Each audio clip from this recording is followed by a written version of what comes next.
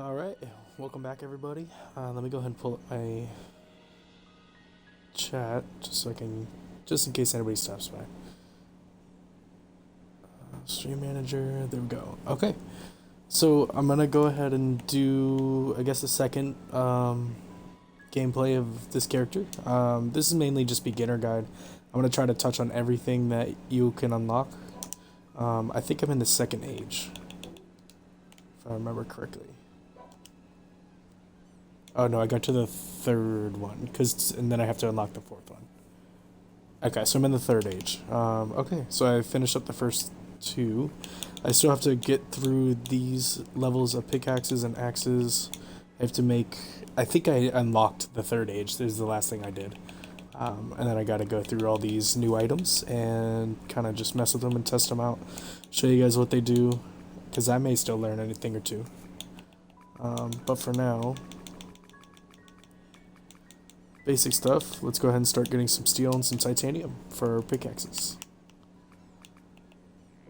And I already have some. Okay, so steel is just iron.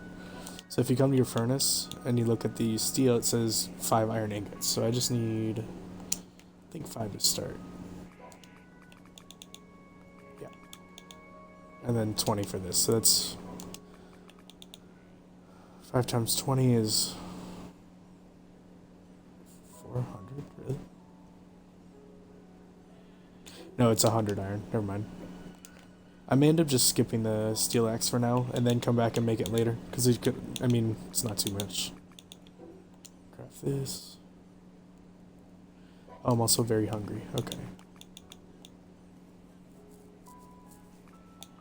Take these fried eggs. Shrimp. Why not? There we go.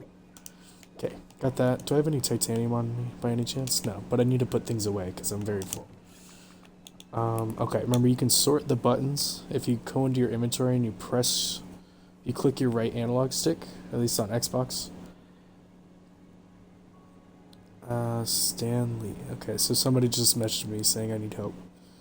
Okay.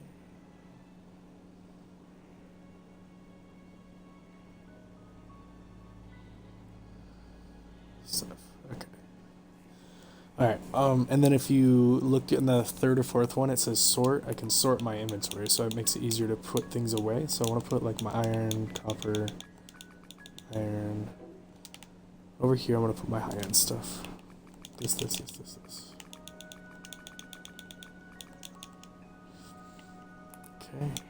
Put that there too. That's food. NPC stuff. Actually, you know what? Honestly, I don't have to keep these right away because I won't even be visiting other islands for a minute, so I don't need these. So if I run out of space, I can just get rid of these. They're very easy to get from chests. Let's go ahead and put all the animal drops in here. Also, you can see what something will make, like when you're trying to make a decision what to keep, you can just go to the details screen and see what kind of stuff it can make. And if you don't think you'll use it right away, and something like a deer horn is very, very easy to get very quickly. And since I'm not using it, I'm just going to get rid of it for now. Let's put the sheeps away. Okay, got it. Alright, and then I do have my chat up, so if somebody does get in here, they can ask anything they want. And then if I'm available to do it, I'll definitely try to do it. So old rags... go ahead and put those in here, that's fine. If I have a little bit of stuff in my inventory, it's not a big deal. Get rid of this. I need to store the seeds, so yeah, let's put these away. I made a red beret yesterday, so let's put that on. And as you can see, my attack went up from 209 to 229 because the red beret itself gives me 5 attack, and then the bear's enchantment gives me 15 more. So that's why I gained 20 by wearing it. The ring itself also gives me max life, so that's going to go up a little bit by holding that. And see how this silver pickaxe has triple crowns, veteran, and raw? So the raw only applies to consumables, so that doesn't matter. But the veteran and triple crowns is taking effect when I wear it. So when I equip this one over the regular one, I gain a little bit of movement speed, my attack goes up by 15, and my max life goes up by 30. So it's actually better because your pickaxe takes into effect your attack level. So this one can actually go away. And I must have picked this up from a chest somewhere. And actually, sorry, I need to switch over to steel because that's better anyways. Because it can get a level 6 items, the titanium, and the silver cannot. So that can also go away. Wood axe is worse than what I have. I don't need this sword. I don't need this sword, it's a two-handed. Copper, this, keep that. Also, these swords are better than the 2 wood sticks, so I can get rid of the sticks. Alright, so I would be wearing these 2 weapons. Basically, early game, you just go with whatever's strongest. Like, unless something has a really good enchantment equipped to it. So this and this one is good enough for now.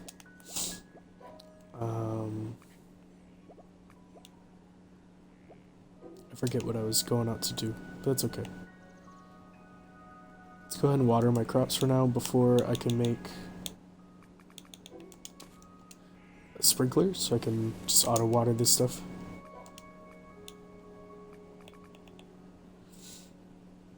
Let's make some bread. It's pretty decent food to start. Once I unlock sandwiches, that'll be... Oh yeah, I forgot. Making bread's one of your missions. But once I can start making sandwiches, it'll be the better food I can make. Okay, so I got that mission complete. Give a slated growth to Anubis. So I just need 2 more. I gotta go to another island first. Yeah, see, move to another island and unlock a level 5. That's fine. I'll get to that point. Rookie farmer, craft a well. Okay, that's something I can do. I think I need logs.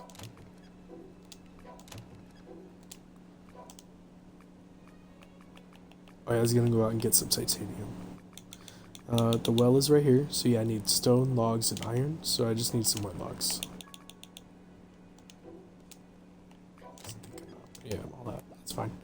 Alright, so while I'm out, I'm gonna get logs. I need to get titanium, which is at the very top. There's only a couple of those rocks around the beginner island, so it's not too bad.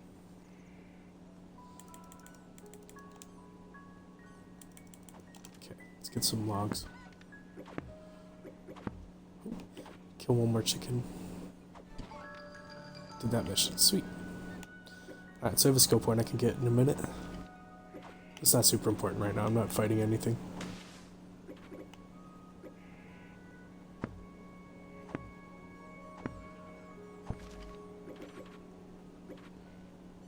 You're always going to need a lot of logs, so anytime you need some, just get a bunch. Eventually I'll show you guys, once I unlock the breeding stuff and I start going to other islands, I'll show you guys how you can set up ways to automate everything. It's very easy actually. It's pretty much the same process whenever you need to automate something. You just gotta think, how do I reproduce this item many times over, and then how do you get it to where you don't have to touch anything, it'll just do it for you. And there's always ways to do that for almost everything. Like if I needed a bunch of stone, there's a way to get stone, automatically without you having to do anything. Like if I need a bunch of sand, there's items you can place on this bedrock right here that will mine the sand for you, and then you can place, there's conveyor belts, so you can bring them all the way back to wherever your base is at, and then have a chest collecting it. So there's ways to do pretty much anything. Anything you need, you can automate. And I just need a bunch of sand so I can make some Pokeballs, or the monster prisms. These things, and you can make these in your inventory, so as long as you have sand and iron with you, you can make some of these. You just make them one at a time in your inventory, and then you can make them on a workbench as well, which you can also make in your inventory. So if you ever need something on the fly, make a workbench, just place it, and then make as many as you want. And I need to catch 10 things, so I might as well make a bunch of these. Yeah, shut up. I get it. Okay, so while that's making, I'm going to grab some more sand because I need it. Also, if you do the jump, you do multiple hits, so you can gather more.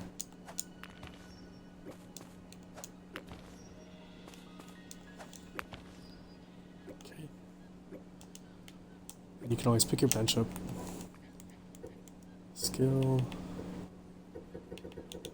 Combat. Berserk. It's another buff skill. So if you read it, temporarily enter a berserk state to gain attack and attack speed, but your defense will go down. And if you look through all the different things that go, take effect, at max level, your attack speed bonus is 40% higher. Your defense is lowered by 45%, so it's a pretty good chunk. But you gain 35% attack as well, so it's worth it. Like, anytime a buff takes effect, it's a pretty big buff. Like this one, Backwater Formation, I probably should have grabbed this one first. At max level, your bonus attack is 200% extra, and your magic attack, so it's good for both. I use this on my magic characters as well.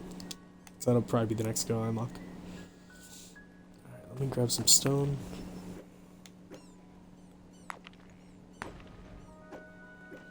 And then we can head up and grab titanium on the way.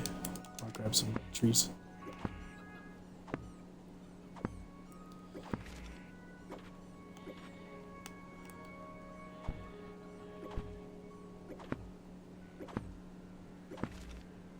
And I could have sworn I already did the mission for the ancient iron ingots, but I guess not. It's fine. I'll show you guys how to do all that. Yeah, because I've already been through the dungeon. It's weird. Unless I put it away and I didn't actually make it. Oh well, I'll just have to do the mission again if I don't have any of the iron at base.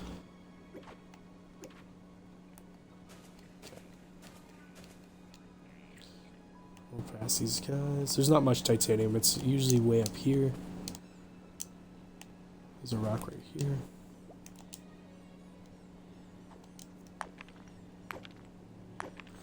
And there's only a little there. I don't think there's enough to make both a pickaxe and a regular axe, so I'll just have to make the pickaxe so I can skip straight to gold. Whenever I open up another island. Oh, there is another one right here. Sweet. So I can make both actually, because I should have more than 25.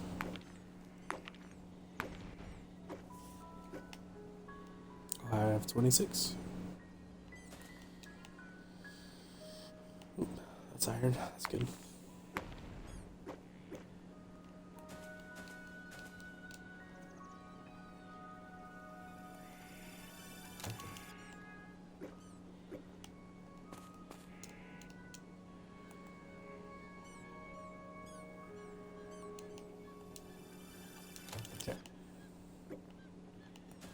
And this way I should have a bunch of wood now, because I've been breaking everything.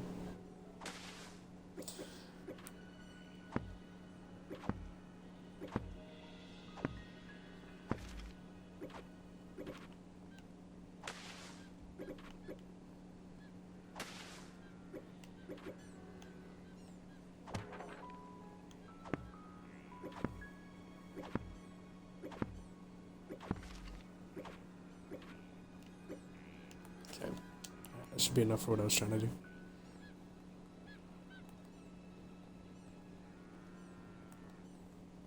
Oh, since I'm out here, I need to capture a cow. So if you're ever, like, see how I did more than half of his damage? If you want to do less, just unequip some equipment and then punch them instead. So you want to get their health down low, get your Pokeballs equipped, and then throw it. Now, there's a few other things you got to know about it. So, like, there's a small chance they'll still pop out. Even with purple health, there's a 10% chance they won't be caught. With yellow health, it's a 50% chance. It's half and half, like whether they'll be caught or not. So it's just better to use purple health. But it is still doable. Now, say you're at a point where, like, if I hit him again and he would die, just throw your Pokeball instead. It'll do 1 damage every time. So, yeah, they might pop out, but they might not. Same thing goes for, like, chickens. Since they're so weak, like, I still might... Yeah, so that was a critical hit, though. So let me... Punch level 3. Take this off. Pretty much take everything off that might give me more damage. Yeah, so I'm still doing too much damage. Now, since they're so weak, I could throw the Pokeball and cause 1 damage. Hold on.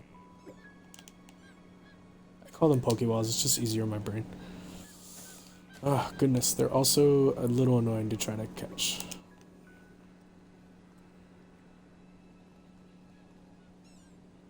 It's like aim a little bit to the left, but I'm on a slope, so I don't want to look too far down.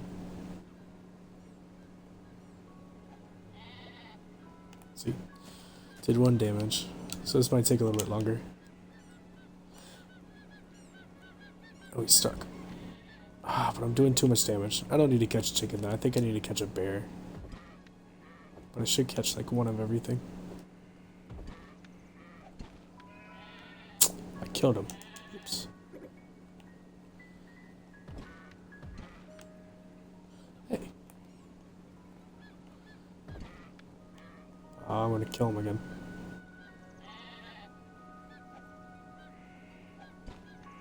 Yeah, damn. Alright, so maybe my first hit can just be a kick instead of a punch.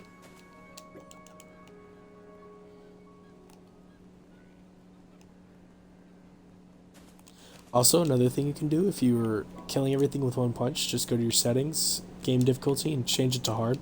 They'll just gain more health, so you have an easier time of not killing them right away. And then you can just change it back to normal afterwards. Okay. Don't die.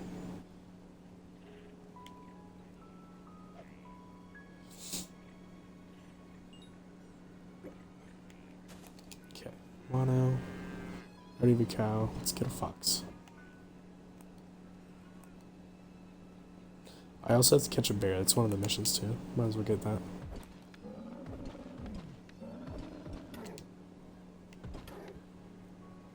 Jerk. Hey. It's my island, jerk. I'm gonna catch you.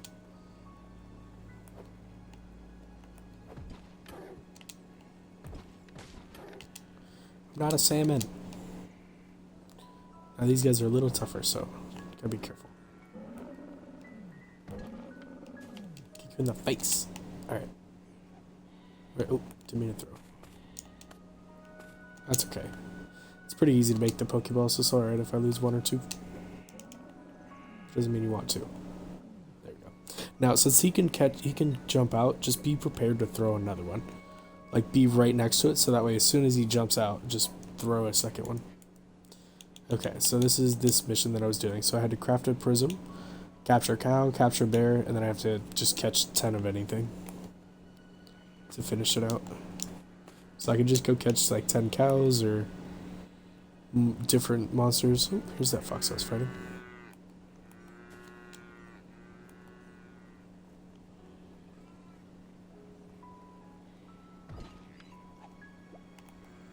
Damn it.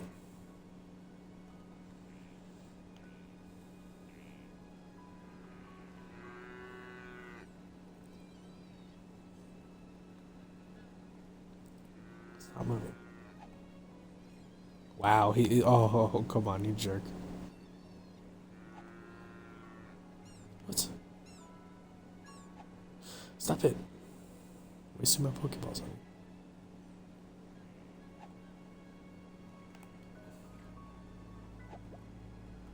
What? Hit the bushes, but not the fox.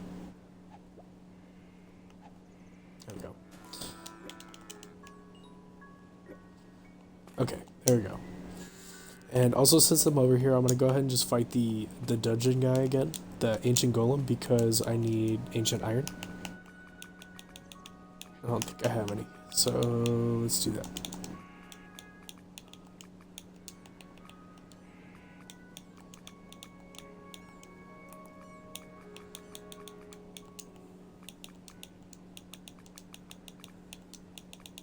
Can also catch some goblins that are in here just to help out with the mission.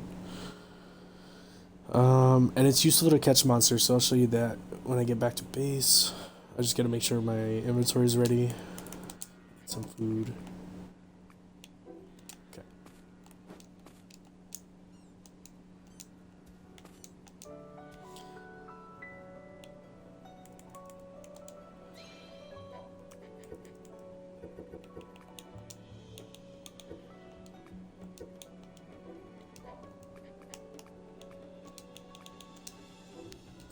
Okay, and since I've already been here, I don't have to refight the monsters that are in the dungeon. They're just already, the doors are already open. Oh my gosh, hold on. Give me, I gotta check somebody.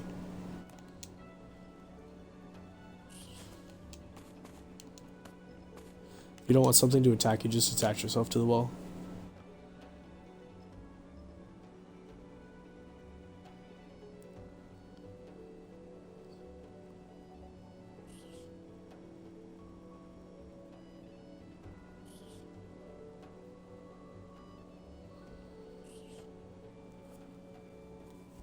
Okay.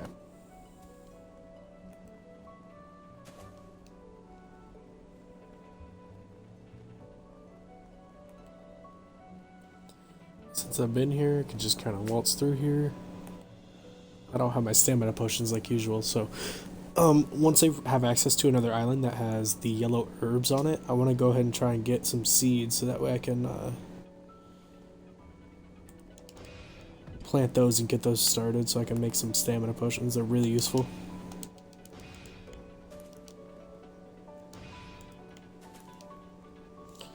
Battle him.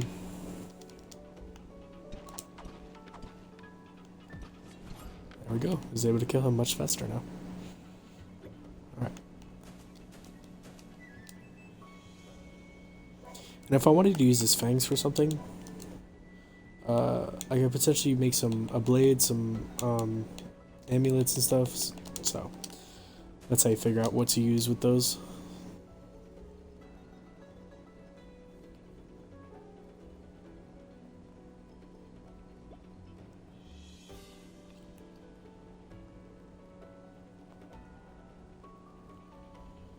Okay.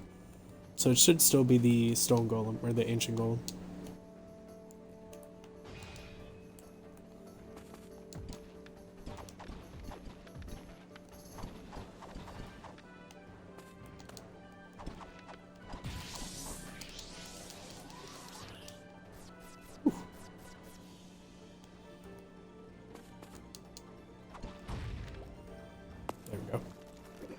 Got him. So see how that iron I just picked up is Ancient Veteran? There's two different enchantments on it. So see how it's separated from a regular iron? It's because it has the enchantments on it. Now, when I go to smelt the iron, I need to make sure the only iron I'm holding is this stuff. I have to put away this stuff, or else it's going to mess up the chances of me getting Ancient and Veteran on the iron ingots. So you'll see, I'll show you. So get out of here.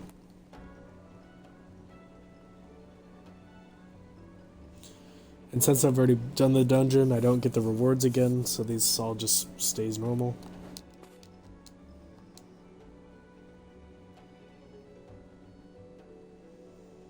And I already opened the chest and everything, so we're good. Fight the bear. Oh yeah, I need to kill bears. So I might as well get this stuff. And it's good, because when I go to make iron armor, I'm going to use the... Ah, dang it. Okay, if you ever run out of stamina, just place a floor under you. And then you can just rest. So you don't have to try to climb all the way back up. Sometimes you won't be able to make it. Okay, let me go kill the bear on the other side. So I'm going to use 20 of the bear leather and then 20 of the ancient veteran iron to make myself an iron, iron armor.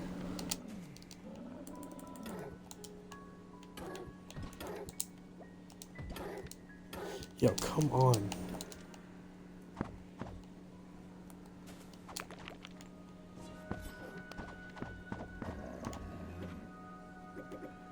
I'm gonna clear all the frickin' trees from here. It's so hard to see the bear. Well, not see it, but actually hit it.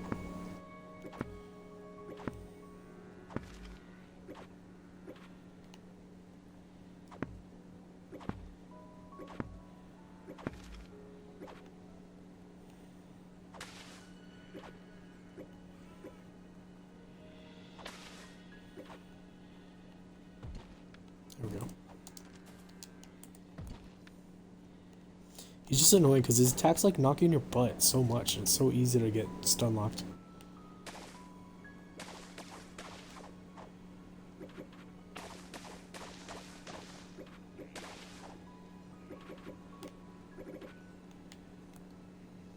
Okay.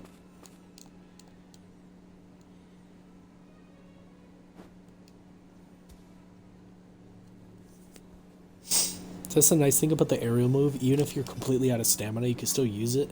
So if you're in a weird position where you need to like get to a piece of land or something, or because there's some islands that have lava, so you don't want to land in the lava. So if you're like almost out of stamina and like say there's a bridge, you can just use your aerial move to get back to over there. Okay, let's come over here and cut this stuff. I unlocked the rotating saw, but it takes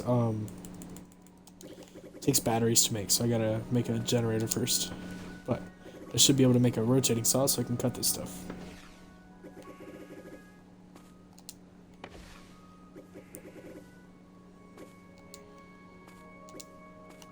Okay. I mostly need the wheat though. Okay. What was in here that I need to make? Titanium. Okay, now I can make titanium. I can also make glass. I don't need a lot of it right now, but I'm gonna make 10 just so I have it. And then the rest I need to keep for making Pokeballs, which I don't have enough iron. Okay, so this is what I need to show you. So right now I'm holding 40 of the ancient iron and then 13 of the regular iron. If I went to make all of it, there's a 95% chance. But if I went and put away the 13 iron first, and then I went to make all this iron, because each piece has both the enchantments ancient and veteran, all of these were going to have a 100% chance of getting it. That's why you have to make sure you put away all the other iron first before you make the iron ingots. Now that applies to anything else. So say if I was making the Hatter, remember when I made this one? I want to make sure the only iron I'm holding is the one I want to use. Same for the leather and same for the sheep. You can't just have a mix and match and like willy-nilly, because it'll just pull random ones and it'll mess up what you're trying to make. So whenever you're making something, make sure you're only holding the correct stuff. So like right now. So like it says craft ancient iron. That means this iron had ancient on it. That's good. So when I go over here, because the next part of the mission is to make an ancient weapon, this iron sword right here, I need to use 10 of the ancient iron. And then logs, it doesn't matter. Damn, is that it? Ah, see how it was only 50%? Because I have 10 iron in my inventory, 5 of which is regular and 5 is ancient veteran. That's why it's only 53%. If all I was holding was the ancient veteran iron, which I'm about to be, it's going to change. See how there's 12 here and 5? Get rid of the regular stuff. When I come over here now, there's going to be 10 pieces out of the 15 total that have ancient veteran on there. So it's going to have a much higher chance. So now it's 86. That's as high as it's going to get, because you can't get ancient veteran on logs. So those logs are just, there's nothing on those. But I got lucky and it was on there. Ancient veteran one-handed sword. So that's how you transfer like the colored words that are on your your resources. You want to get those enchantments transferred to your weapon, so you have to get it onto the ingots, and then there's a small chance to get it, or well, sometimes there's a better chance, but there's always like a chance to get it on your actual weapons when you make it.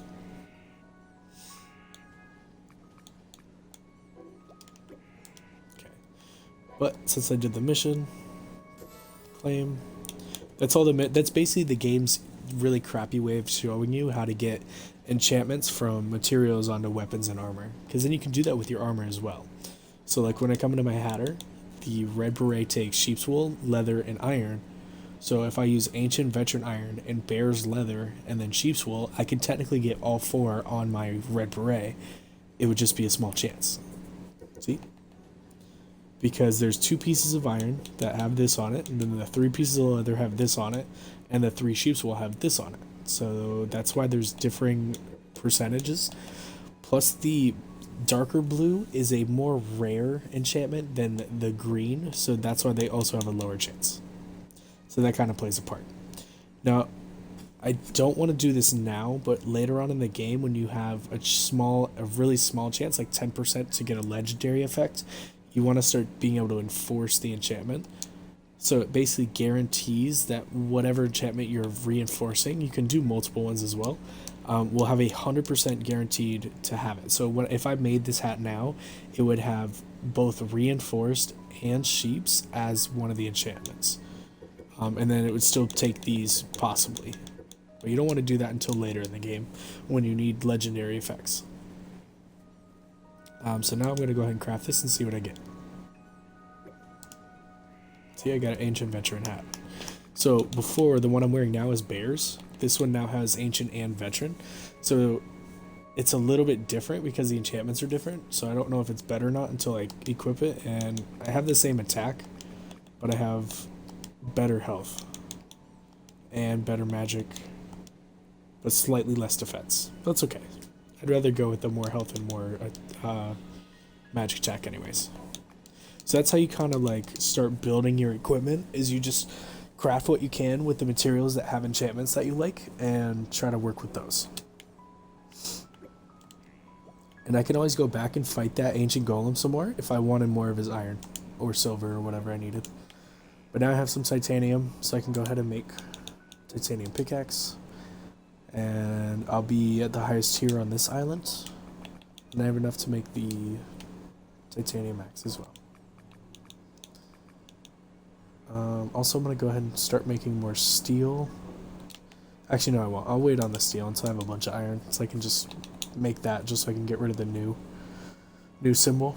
Alright, I made the Pokeballs. I don't have to worry about the cowbell thing. It's not really worth anything. Let's go ahead and make a machine factory. Because it's one of the missions I need to do. Is there's a couple things I have to build on here. But this thing is basically a transportation machine factory. Is what that means. You know what? This is kind of big, so let me build it down here.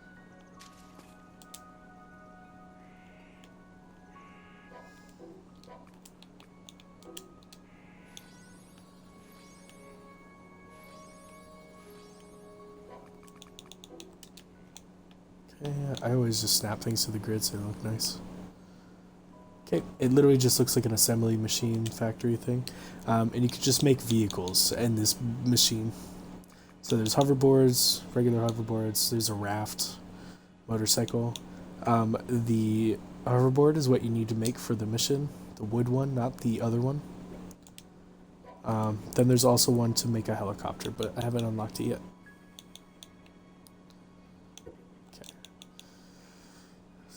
Growth, move to another island. Oh yeah, I have to craft a well. That was originally what I was doing, I think, when I first started the video. Or the stream. Okay, let's make some wells. That's right, because I needed wood, and then I went out there and then... Alright, I can make... Let's make 2, leave myself some iron. And see how the well has ancient on there? It's because I was using some iron that had the ancient on it. That's how that works. So it didn't get veteran because there was probably like a 60% chance or something like that for both of them to be on there. So sometimes you don't always get everything. And I can go ahead and just wash away the enchantment because it doesn't do anything. I'm just going to do these right here. Now here's another building tip for everybody. Even if something is red like this, try jumping. Sometimes jumping will let you place things where normally it wouldn't. And you can get away with placing. And the wells, you can stack them pretty much however many as you want, as long as you can keep jumping. So that way it gives you a little bit more less space, less space taken up. Okay, so that's the wells. I did that. Got the mission. Gives me more inventory slots, so that's good. For the rookie merchant, I'm gonna have to make 5,000 gold with water cups, and I can't do this in multiplayer. And a water cup sells for 10 gold. This thing. So if you do the math, you need 500 cups of water, and there's no fast way to do this, so you just keep making a bunch of buckets and making water as you go. It's just kind of one of those things you do over time. And then also part of the rookie merchant, you have to use 1,000,000 gold at once, but that's very easy to do. Once you have a money farm set up, it's easy to make a bunch of money like that. So don't worry about that too much. Rookie Lumberjack and Rookie Miner are probably the last 2 missions you're ever going to complete, because you have to cut down 1,000 trees and break 1,000 stones. So it takes a long time. One shot, you kill a cow and a bear with a single strike. That's easier with magic later on. It's not too hard. 10 cows in 10 seconds. They're also easy to do later on.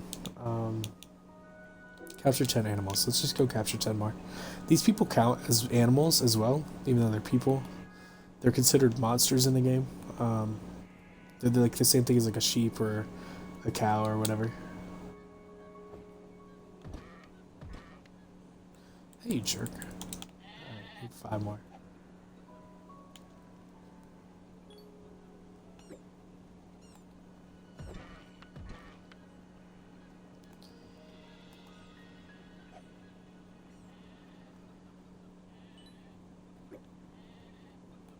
I don't think you can capture birds, I don't think anyways. Oh, sweet, chicken. Chicken feces.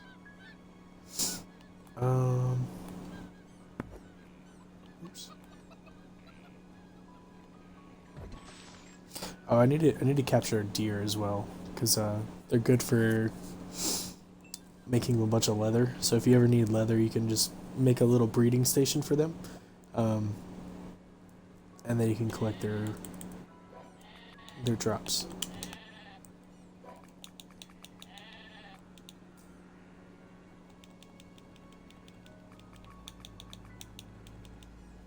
It's like a 4-second in between eating different foods.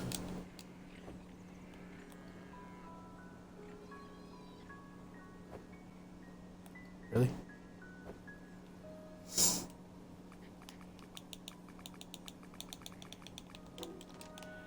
Sometimes with the deer you get a bow and arrow. Oops. Really?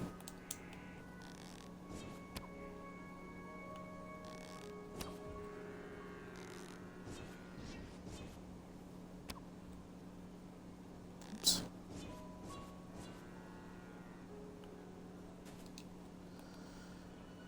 I don't want to fully kill him, but...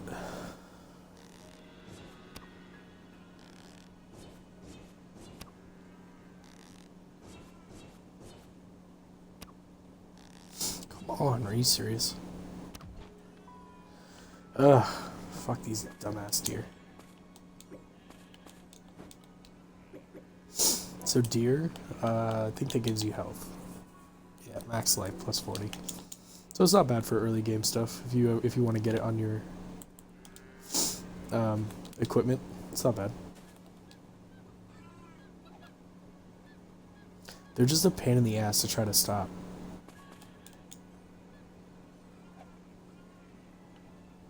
This is where you just get close.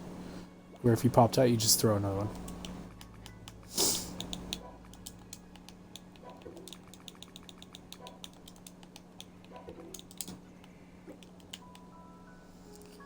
Alright, let's just catch something easy like a blue mono as the last one.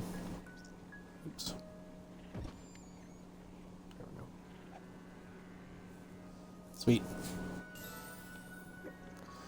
Alright. Let's head back to base. Most of your time is going to be spent in your base, just kind of like crafting stuff and putting stuff away, and you'll spend a good amount of time there. Okay. Do the crops. That's probably the next step anyways. So there's regular crops besides like just the wheat and stuff like that. So that's where you saw like the carrot seeds, the apple seeds. Where did I put them? These things. So let's start with carrots. Let's start with apples because it's like the earliest thing you can make. Okay, so if you come into here, right next to the wheat field is the farming plots.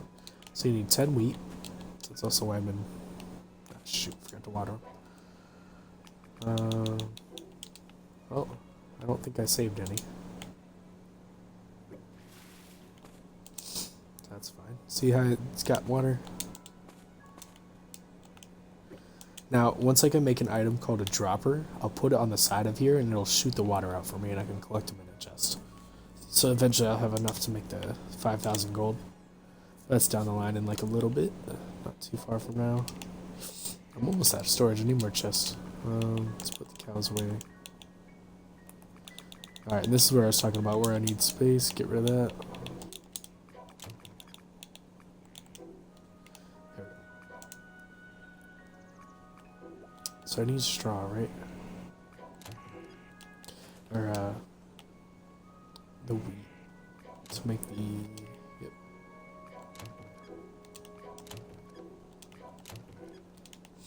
Yep. Okay. So I just gotta wait for this stuff to grow. Then I can make the regular crop plots. Just do that over here.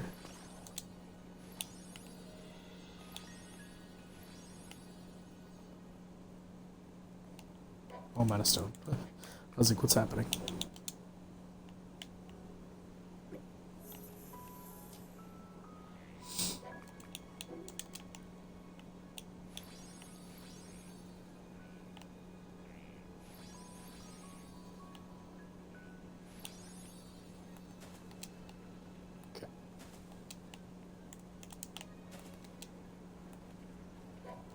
Alright, well that's growing. Check the missions again. Grow something. Water it, collect it. Oh yeah, that'll be easy. Headshot. Defeat a cow with a headshot. That's also very easy. Because you can just lower the cow's health and then just the last thing you do is hit it in the head with a bow and arrow. Or you could just be a really good shot.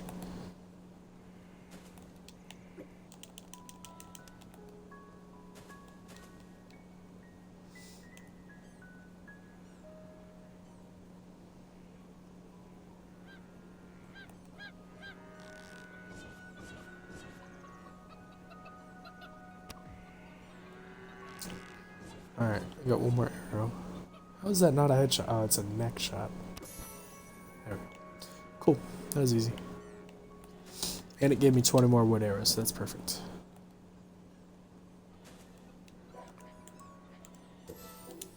Skill point, sweet. Backwater formation. Basically now I can start stacking, so I just do both. Or well, all three, and then I can do the weapon polishing.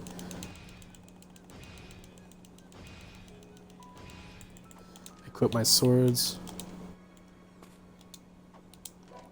Sometimes you have to go in here manually. Because I have that stupid bucket of water. There we go. And then I'd be able to come up to a animal and do a lot of damage. Because now my attack is almost 800, and all I did was activate like 4 buffs, and my attack went up that high. And normally it's in like the 200s-ish, so that's why the buffs are really important. They make you super strong. Especially once you start getting in like the thousands, normally with your attack level, just being at like 2,000, and then you activate all your buffs, you'll be up to like 5, 6, 7, 8, 9, 10,000. And be really, really strong. That's how you start killing bosses really fast.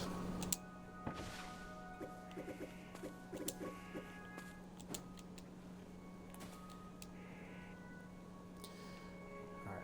I can also make a workbench and just leave it down here instead of having to go back and forth. That's why I advocate making a bunch of these. Okay, so come down here. Now you can make multiples of these. I just need iron ingots, and I forgot to grab those. Should have them in a chest.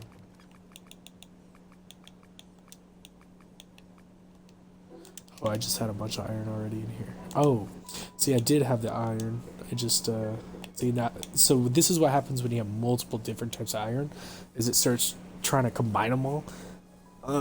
And then this is how you could potentially get like multiple enchantments on one piece of iron, so that when you make some items, it's better, you know. But This is for magic, and this is also magic, so I'm not really going for a magic build, so it doesn't matter. Mainly I'm going to use this stuff for like making other items. Okay, so once I make the crop plots and do all that stuff, I'll need to make a seed extractor and a breed improvement plant because I'll have to start making better crops so I can start getting a money thing together. That's one way to make money. I'm also going to have to start making these things. Livestock machines will help me start gathering resources from animals I've caught so I can put them in there. But the only problem is they'll start taking damage when they're in machines.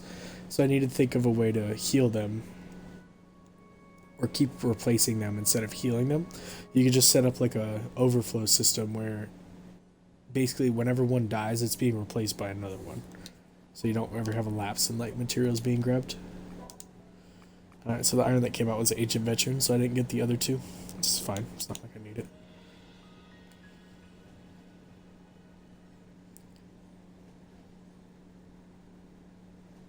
I'm gonna make 6 total. For now. So I'm basically gonna do the same thing I did over here with the stacking. Pretty simple. Also, I need to keep grabbing this water so it keeps making more. I need to basically get as much as I can possible.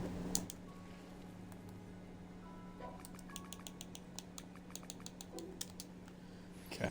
So remember, you start with one, then you look to the spot next to it, and for a split second, it's available to place.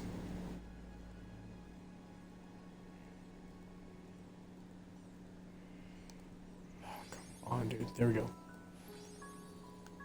Sometimes you miss it, you mess up and place it in the wrong spot, but it's okay.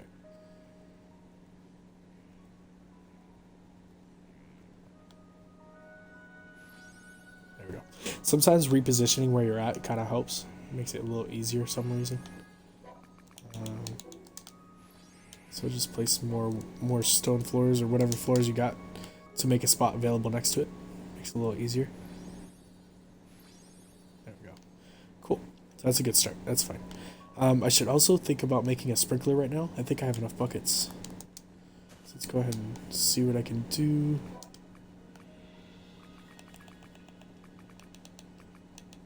Sprinkler.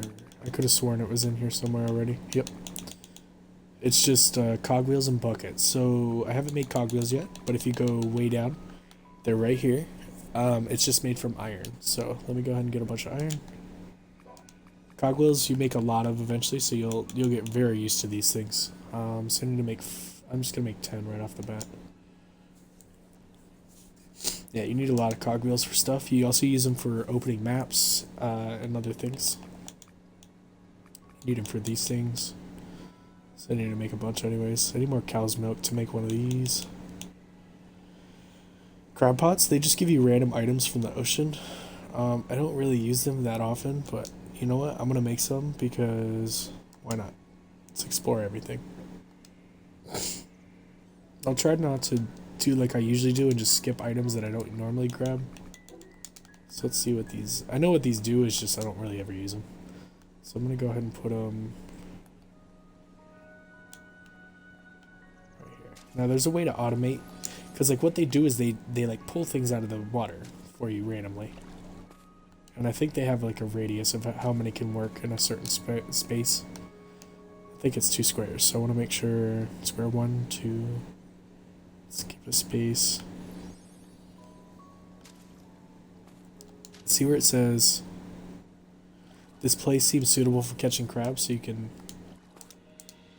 It'll like grab things out of the water for you. So I'll just put it right there.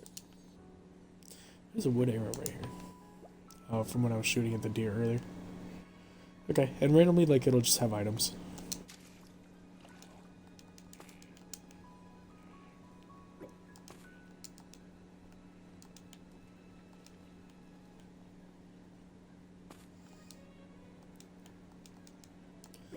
Also, if you don't have them stacked, it's a little easier to grab the water, but for now it's okay if I don't have them stacked.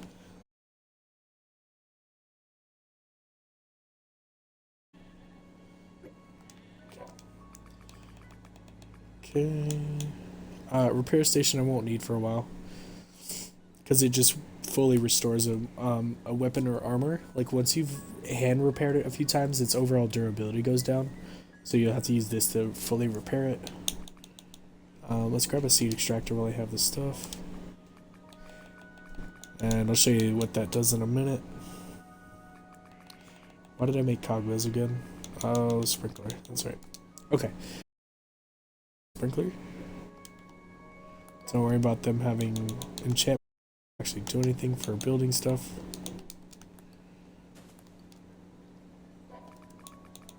Okay, so sprinklers have a pretty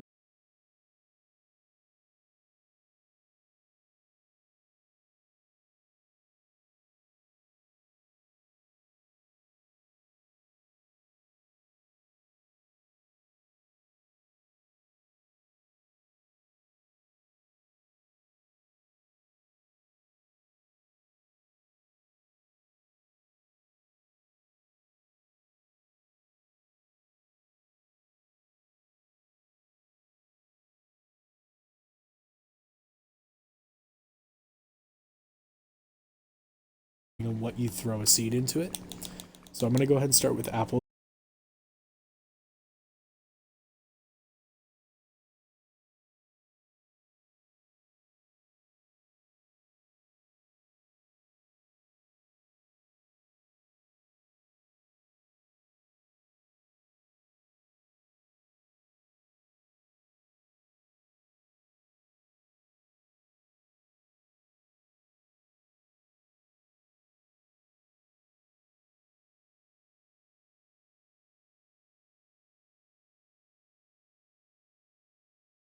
More apple seeds, you need the seed extractor.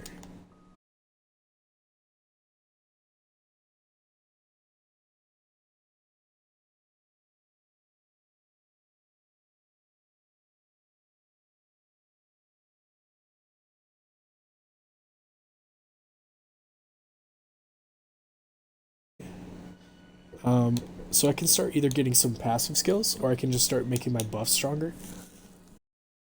Because they're both level 1, plus this one's level 2 only. And then dual wield is still only... You know, I was thinking about it, maybe I should do like a katana build. Because I did dual wield for one of my other playthroughs that I have on YouTube. So maybe I can do like katana or something instead. Yeah, let's do that. I'll unlock this one, so just so I can start equipping some other stuff. I don't have any katanas yet, but that might actually be a little better. Okay, more wheat. I'm gonna need as much of this as I can get. So anytime it's grown, I should probably cut it down. But now you'll notice like it'll automatically start getting watered, so I don't have to worry about using buckets anymore, and I can just keep those to myself. All right, and these are almost done.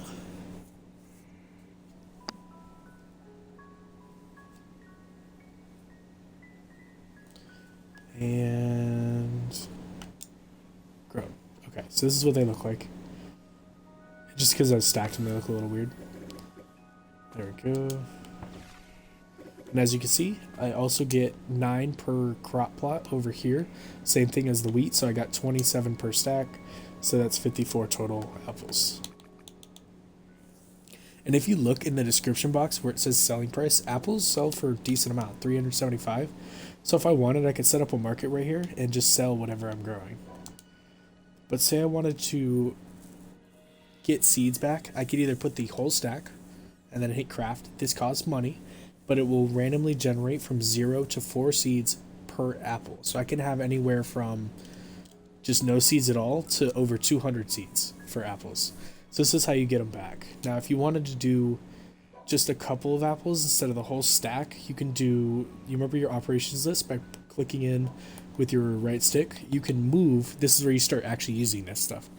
So if I wanted to move the whole stack, it would be left trigger and Y, or just A. If I wanted to do one apple, it's right trigger plus A, so I can just do one. I can click that very fast, so like I'm holding right trigger and just pressing A a bunch, like this, so I can get up to like 10 or 11 or whatever, I can move half the stack by pressing left trigger and A. So it's basically left, for me on Xbox, left trigger is going to be half, right trigger is going to be 1, and a combo of both will just be something else. So if I want to do half stack, left trigger A. If I want to do just 1, right trigger A. And then I can always back out and do it, try it again. So I can just half stack, half stack, half stack. So there's multiple ways you can move things around and make it faster and easier on yourself. But since I think I'm good with just a couple seeds, just do 2. And see where it says in the far right where it says use 1,000,000 gold at once. It means for anything. So if that's either buying something, selling something, eating, using it in a machine, stuff like that. But now that I have a couple apples, I'll go ahead and throw some more. And then this is the same thing. If you look in the middle, should hit all of them. And the sprinkler will water every like 5 or 6 seconds. It'll water everything, so sometimes it won't go right away. Let's get the wheat.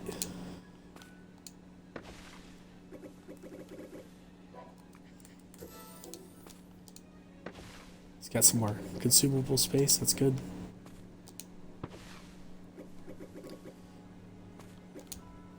Okay. Here we go. Ah, see? Now it has something. And it gave me 2 squid, so it's just fish. And you can make squid nigiri out of squids, which is insanely good. It gives you plus 150 magic attack. That's really, really good. But it'll take a while to get a lot of stuff for that. Okay. What else is in here? So that's basically the crop growing. The next thing we'll need to do is the breed improvement plant. I need batteries for that. So I don't have the thing to make batteries yet. But once I do, I'll show you all that. It's pretty important to get. You basically go from like the level 4 apple seeds all the way up to level 12 peach seeds, or 14. You can improve your crops so you can sell better stuff. Next things I'll probably make are these 2 things. I also need to start thinking about making the aging facility so I can start getting bioethanol, an item that you need for making certain things like this and this. But for now I need 1 steel so I can make a generator. Make 5. Now I'll make 1. I'll just make the 1 for now. I'm gonna need more iron soon, so. Okay, so when you see something that needs batteries, so like this, or the rotating saws, the mining drills, stuff like that, you're gonna need the generator to make a battery. And I already have the stuff to make it, so that's good. Okay. Take your battery, your generator. You can place it anywhere. I'm gonna move it later. So I'm just gonna stick it right here. So you can have it free placing like this, any which way you want, or you can have it snap to the grid so you know it's completely straight. I think I'll just place it here. Now, to do it, you just sprint on it. You have to click your sprinting button, and the battery will start being made. Now, you can either do this yourself, or you can throw a caught monster onto the generator. So I'm going to run until I get 1 of the batteries, and then I can show you the monsters. The reason why you can't just throw the monster on there now is because they take damage over time. So I don't care about this mono. So equip your mono, you can throw them into it, they'll start running.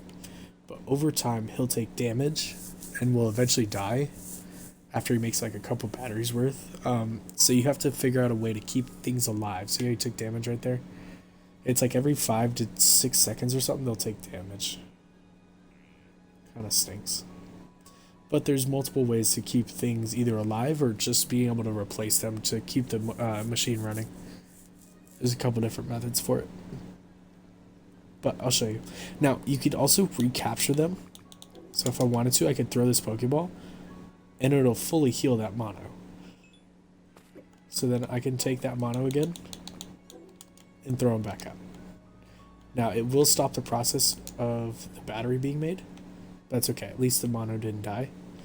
Now, this also just requires you standing here the whole time, so it's like you might as well just run on it yourself if you're going to stand here. And then you wouldn't waste your monsters or a Pokeball. But eventually you want to get to the point where you can just make this run without these things dying. You need green monos, and that's on different islands. So I'll let this guy die. It's not a big deal. Let's go ahead and get this wheat.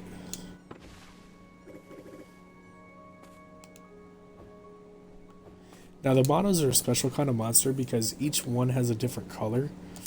So there's a blue one, there's a green one, a red one, a purple one, a black one, stuff like that. So each one of the colors does something different. So the blue is just the regular basic mono. It doesn't do anything special besides just dying. Like, it doesn't do anything. And it drops an egg every time. So then the green monos, when they die, they cause a healing radius around them. And then when a red mono dies, it causes an explosion around them. And then a purple one, when it dies, it causes a poison cloud. So like each one does something different. And the green ones are important because they'll heal things. And since monos take damage in water, if you set up a breeder over water, you can have the green monos dying over and over and over, and they'll heal the things next to them. So if you just set this generator next to the mono dying, you can then have automatic batteries. And which I will eventually do. It's quite easy. It just requires you knowing about the green mono dying effect. Okay, I also need these. I also need more bones. You want to get multiple of these because the aging facilities are very slow. And they're good though because they take your wheat flour that I've been making this whole time and they turn it into bioethanol, which is very good. It's useful for a lot of things. Here.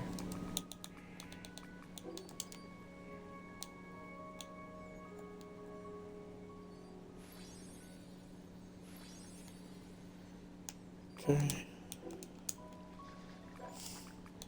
See, right here. So it takes 10 wheat flour. So the conversion rates, so it takes 2 wheat to make 1 wheat flour. And then it takes 10 wheat flour to make 1 bioethanol. So it's 20 of these to make 1 of these. To make 1 of this. So that's why it's actually kind of a lot.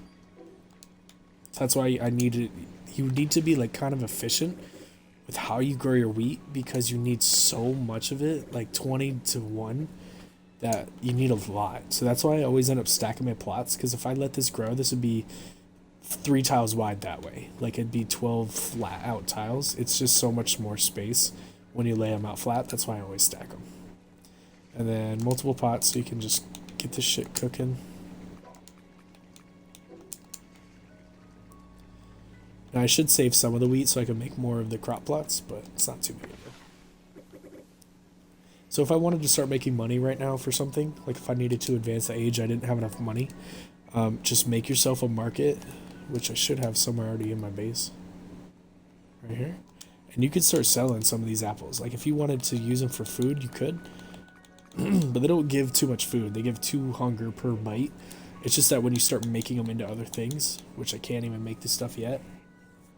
Like, I could potentially grow cabbages, oranges, and apples, then I can make fruit salad.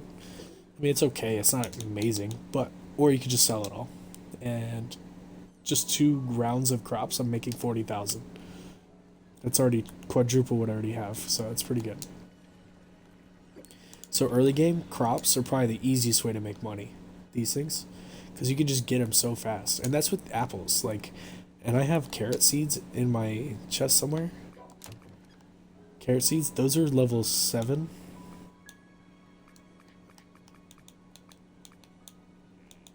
Yeah, so these are better. And you can look at the difference in money between the seeds themselves. So apple seeds will sell for 125 and carrot seeds will sell for 175. So if the conversion rate is the same, I would have made like 50 grand or something like that off of 100 something carrots.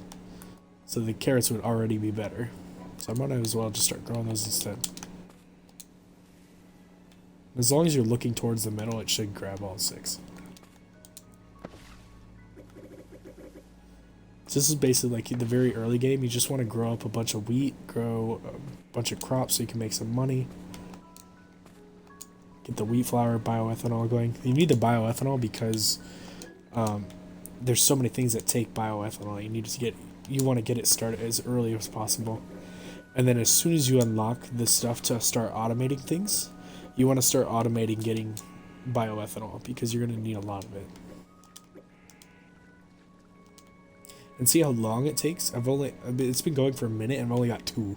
So that's why I always want to make more than just 1 or 2 of the aging facilities, because it takes so long that the more you have going, the more efficient it is.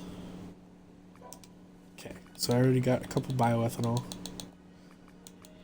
I need 5 total for this, and then 5 for this, which I also need more batteries too. So while everything's going, I'm just gonna sacrifice a couple of my monsters just so I can get some batteries going. I could do the same thing. I could make multiple generators, but they work a little bit faster.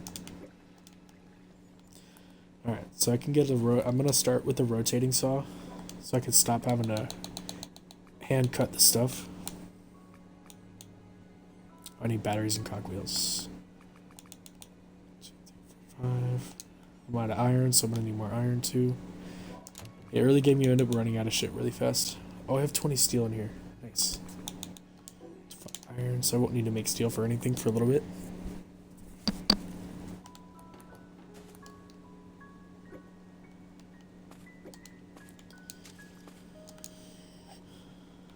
And since Pokeballs are easy to make, it's just sand and iron, I can waste a few of the monsters to make batteries. Alright, 1 more battery. Then I can also finish up a mission, because I have to set down and pick up, rotate, see where it says in the mission top right, where craft rotating saws on the workbench, and then set up 5 of them. You can just set 1 and then pick it up and then set it down again 5 times over, and then it'll work for the mission. Okay, grab that.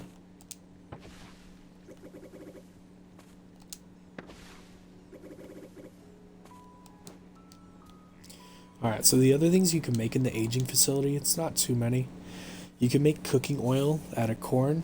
So if you wanted to make like your own food and stuff, I usually just eat whatever I can that I get until I can start buying from merchants. It's probably the easiest way. You could also make your own stuff, like make sausage, you can make cheese, butter, wine, like all kinds of stuff. And this stuff will then be turned into other food items. Like cheese can be turned into a bunch of shit, butter can be turned into a bunch of stuff, you know what I mean? So you can cook your own food, but I just end up making, or I can just buy it from merchants. To me, it's easier. So I won't be going through the entire food list. I'll just cover a few items that I end up using. But the 2 main important things in the aging facility obviously is bioethanol, which then is made into a bunch of other things. And then saltpeter, which is made from feces. So left side is what you can make out of it, right side is what you can make from it. So then you can take saltpeter and make black gunpowder, which is used for a few different things. So that's why this stuff is important.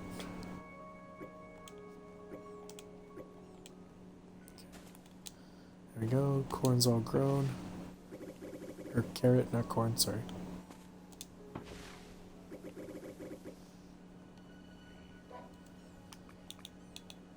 And see how I don't have any more carrot seeds? I only had the 1. You can just put 1 carrot in there and you can usually get a couple seeds from it. Yeah, I got 3, so pretty good. There we go, cook up some more. Last battery.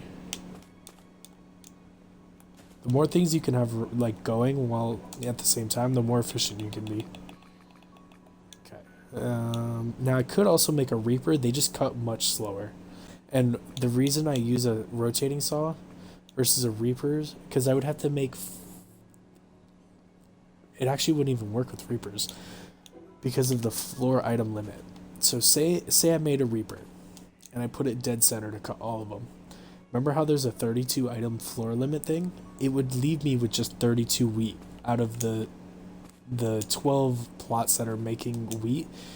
it has to hit each one of these individually first. Like it needs it to hit that, collect all this wheat, and then come over here and hit this one. So because the reapers, they don't move. They're stationary. They just come up out of the ground every like minute or two. If I hit all four at once, it would waste all this extra wheat, and there would just be 32 on the ground.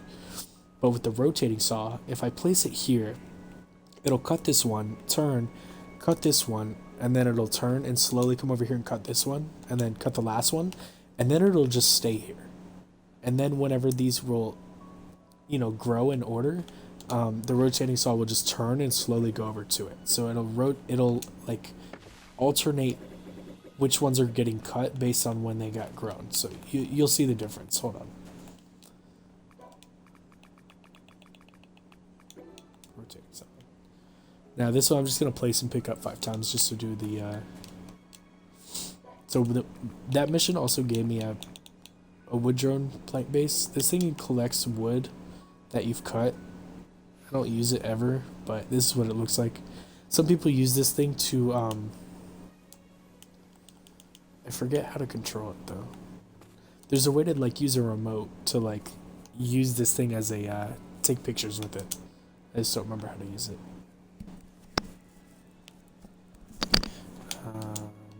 Yeah, I don't even think there's a button, so I never use it. Just offer it up. Okay, so rotating saw, to place it, it's quite big, and those rotating blades will actually hit you, so don't be scared. They only do like 2 damage, it's not a big deal. But a lot of people start freaking out when they see damage numbers like this. They're like, oh my god, I'm dying. It only does 2 damage, it's not a big deal. So see how it auto-detected that the carrots were ready to grow? It will go to the closest thing that it can cut down. And sometimes, like if there's a tree way off in the distance, it will try to detect that and go that way. But see how it's detecting the wheat and it's going towards it? That's fine. That's what you want it to do. And see how it kind of moves slightly? It's pretty slow. That's good, because you want it to be slow. So basically, I would have a chest absorbing all this wheat. So that way, I wouldn't hit the floor limit. So like, so it just cut that. So I would usually put a chest like here to the side with an absorber on it, and it would pull the wheat into the chest before it could reach the next set of plots to cut. So that way I'm never having to worry about the item limit messing me up, because this thing will... Okay, look, you'll see it work. Now I am going to box it in so it can't escape this square, but see how this wheat right here just got screwed up because this wheat got cut? So some of this stuff disappeared. That's what I don't want it to do.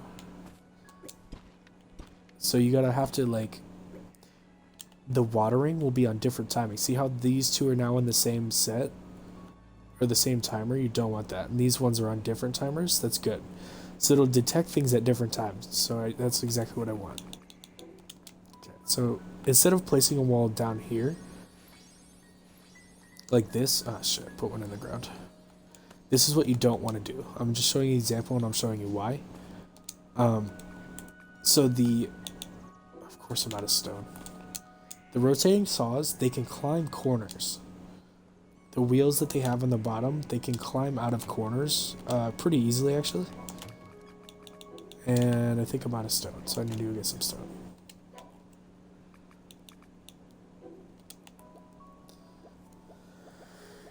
So instead of placing it like on, I call it the ground floor, instead of placing it there, you want to place it one space up in the air to box it in. The head part of this rotating saws is too big and it won't be able to get out. So I'll show you why I do that in a minute.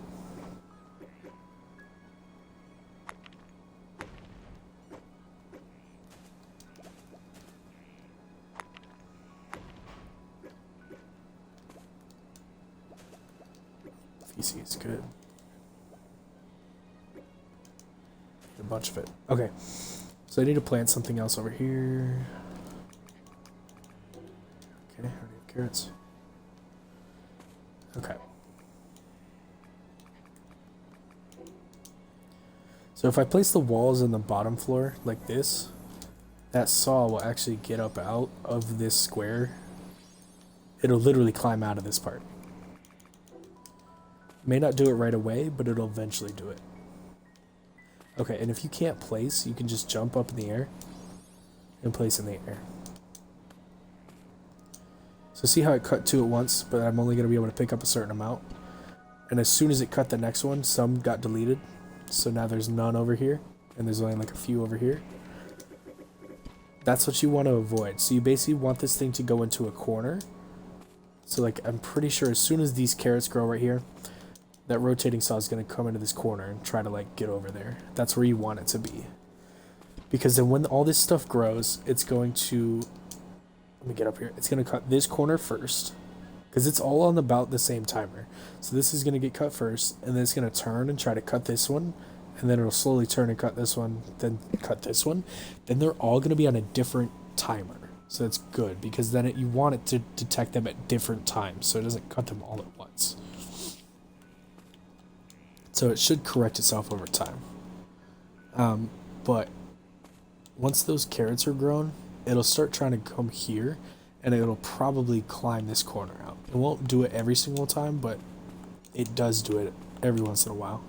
So I want to kind of show you. So instead of having the walls on the bottom floor, you would have them up on this floor. And then just have nothing here. Like there wouldn't be anything here. Ah, son of a bitch. Pull the wheat plot.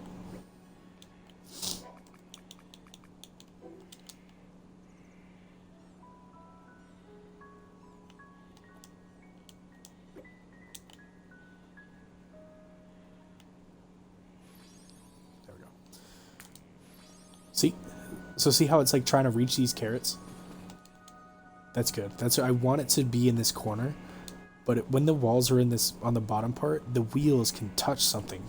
So sometimes they are able to climb out through the corners. So you don't want the walls to be down low. You want to place them up high. Oops. So I just place them up here.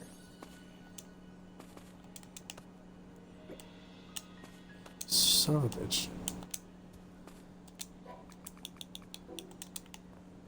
I'll just place these instead. And if you don't believe me, keep the floors in the bottom floor and you'll see. They'll eventually come off. Or the rotating saw will get out. So I just place them up high instead. And since now, if you did this without stacked plots, you can't do this on a single row. Like if I only had the plots one high, the rotating saw would be too short, and that the walls up there will not hold them in. But with having them stacked 3 high, they're tall enough. So you'll see. So with the gap like that, the rotating saw will still be held inside the ring and only cut the what I want it to and not escape. And if you drop it in the right spot, it'll start in the corner and then work its way around. Okay, so it cuts there first, but see how slowly it goes? That's how slow you want it to go, because it'll give the chest time to absorb the wheat before it can grab this other stuff. See? Now if I had a chest absorbing it, would be grabbing all this stuff before it could cut the next set. Sweet, I do have the carrots over here. Now I'll still have to hand do these until I make another rotating saw. And then I can do the exact same setup right here, where I have the carrots being, I'll have 2 more stacks here, and then I'll have another rotating saw, you know, cutting them down. And then eventually I'll have a chest with an absorber. I don't think I can make absorbers yet. But they're basically things that can pull items into a chest. See, I'm just getting random stuff out of this. Sometimes it'll be things that aren't related. See, I have bird feather. It's just random stuff. Sometimes it's good things, sometimes it's not. Okay, need more buckets. Alright, now that I have bioethanol going, grab this. 16, 15. Make a bunch more. Nope, I need to keep this wheat so I can make more crop plots.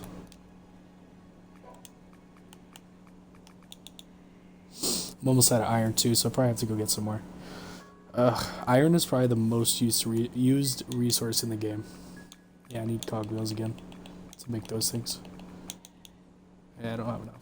Okay, Ooh, hey, good, look at this. I can make a steel chest. I can make multiple. That's good. I'm gonna make 2.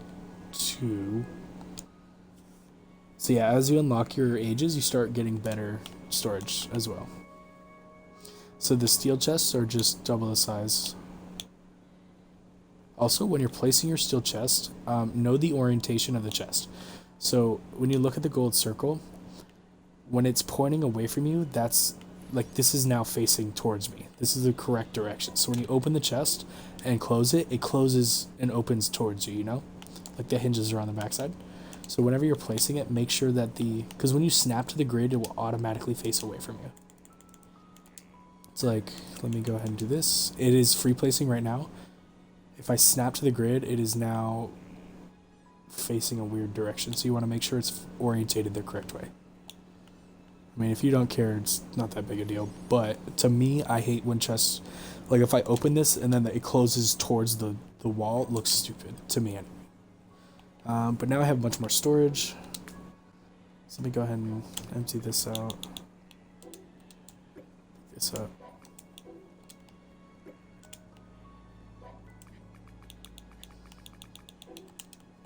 These are just double the size of the wooden ones, but still a lot more.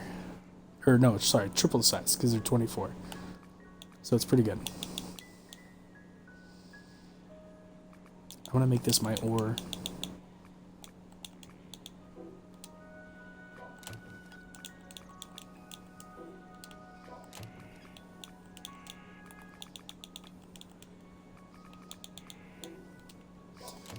This can be world drops.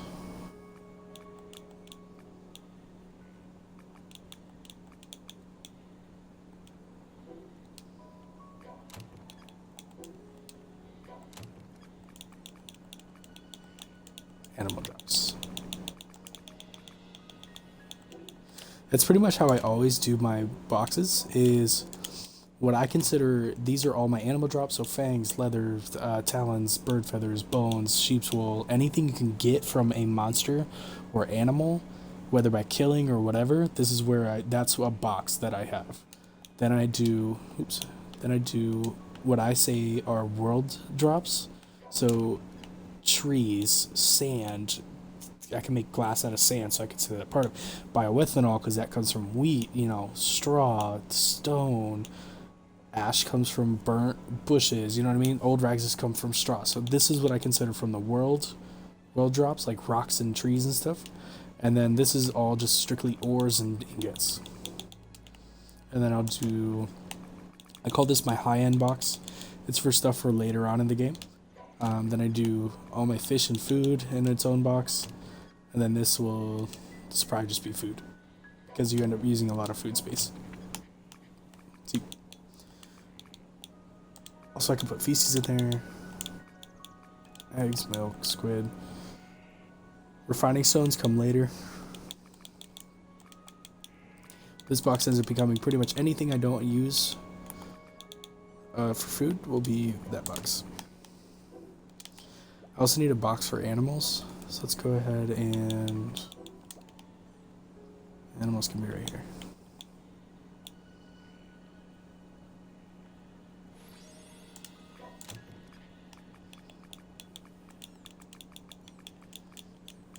Since cows are the easiest thing to capture, I'm going to use those to make batteries. Make a few more. See how it's like just cutting and stuff? Once I can start making absorbers, I think that's the next stage, I'll slap a chest.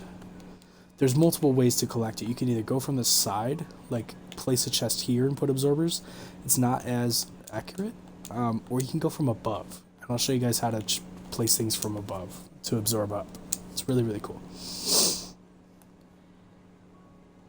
But I think I haven't unlocked them yet. Yeah, I haven't gotten them yet, so can't do it yet. For now, it's just automatic cutting. I just have to hand grab it still, which is fine. But we're getting through most of the items now. We're getting through a good amount of them. I just need more iron for sure, and then yeah, just a bunch more iron. So the charcoal, excuse me. For charcoal, you can either use logs in a furnace and a campfire, or you can set trees on fire. But for this purpose, I'm just going to stick 100 in here. That'll last me a while. Grab some buckets of water, grab this wheat. Throw a carrot seed. Alright, that's good. You want it to be in a corner, because then it will guarantee that it starts in the furthest spot. So, like, whenever one of these grows, it'll have a further spot to travel. You'll see what I mean. Because eventually it'll just hit one, the box will collect that one. By the time all these will be collected, the saw will then be at the next one, hitting and then that next one gets collected, and so on and so forth. So that way none of it gets wasted, and none of it gets deleted because the Xbox floor item limit, so I don't get screwed over. So that's why I use the rotating saw over, say, the Reapers, because the Reapers would all activate at the same time, and then I would waste 9 wheat plots versus none. Let's take that, take this, take this.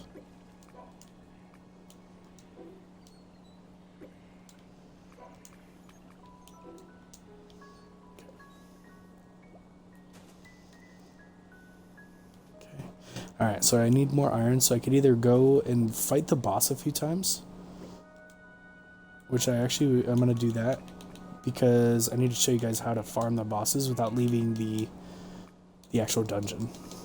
There's a way to do it.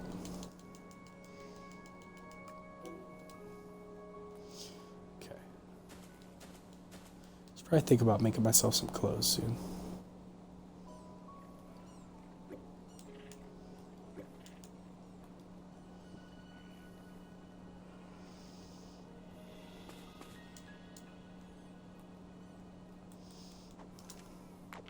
Grab some stone while I'm out. Need it for building. And I need the sand so I can make some more Pokeballs. I need a few hundred iron, so I need to fight them a few times. But there's a spot, like when you go into the dungeon, there's a spot where like you can go to and it'll respawn the boss. So you can go back and fight him without having to leave the dungeon every time. And sprint through the whole dungeon just to get to him.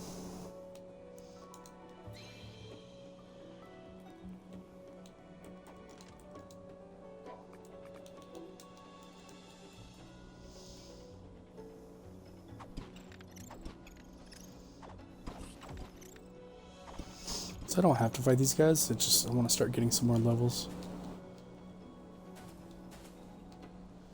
So levels aren't as important to your strength as the enchantments would be.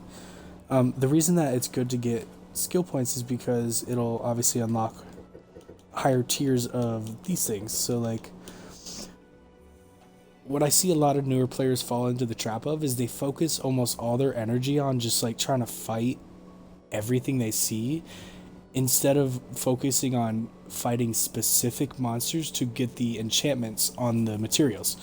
So like, they'll go around and fight like a bunch of level like 20s and 30s, because the most newer players are pretty weak right off the start, obviously, because like their attack is only in like the couple hundreds, like 200 or 300s. It's because they don't like, the game doesn't do a good enough job explaining how to get enchantments on your equipment. Other than the one mission where you have to get ancient on one sword, it doesn't teach you anything else. So you kind of have to like infer on your own like how to do it. But the best way to start becoming stronger is just by making anything that's available to you early game that you can equip with at least one decent enchantment in whatever category you are. So if you're an attack user, try to get some stuff that has attack on it. If you're a magic user, you know, get as much stuff with attacking or magic attack and chance on a piece of equipment. In early game, you're pretty limited to what you can get because you're on this very beginner island. So you have to think a little bit about what enchantments are available to you. So there's the ancient golem. He drops, you know, ancient veteran iron, silver, some other stuff. So you can potentially get some weapons with his enchantments on it. You can make these rings with the iron that you get from him, because it's just iron and glass that you need to make rings. You know, there's a few options you can do. So I'm going to go ahead and try to cover a few of those, because I'm going to be able to get a lot of his iron.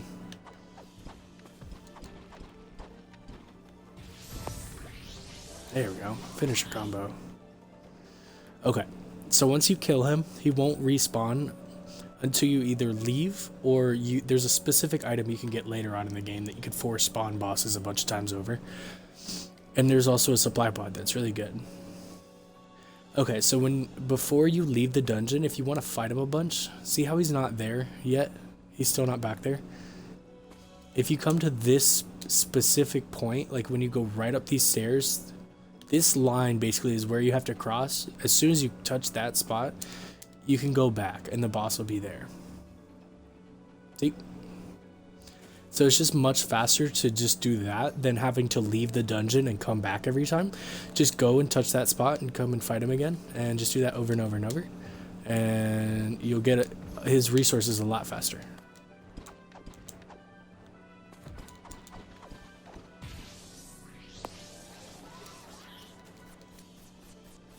Whew, that was close.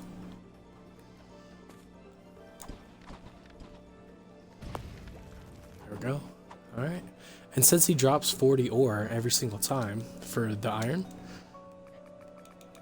I'll quickly have a bunch of iron that I can use at my base for other things. And I'm not too worried about using the enchanted iron for stuff because it's very, very easy to get more of it.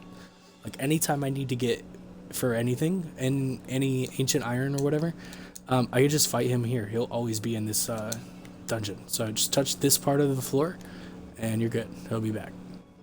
And that's for any boss that spawns in the island dungeons. There's like 7 or 8 different types of dungeons. Any of them labeled island or dungeon of island, you could do that trick to respawn the boss. Just go to that one spot and then whatever boss is in here will be back. This guy usually does the chest thing. Big beam every time. There we go. And for dual wielders, that move, this is like one of the stronger moves. So it's pretty good. Alright, so I've got 120 iron. I think I want to get like 200 just so I don't have to keep coming back here a bunch. Plus, it'll let me get a decent amount of steel as well. So I can make a few chests. Yeah, upgrading your storage is one of the best early game things you can do. And I notice a lot of people, they get stuck on like their storage. Oh shoot, I came all the way back here, I didn't mean to. And they end up making a bunch of the regular storage bins. Just start making the steel ones as soon as you can, because it triples your storage. Like by the 3rd age, you're already triple storage.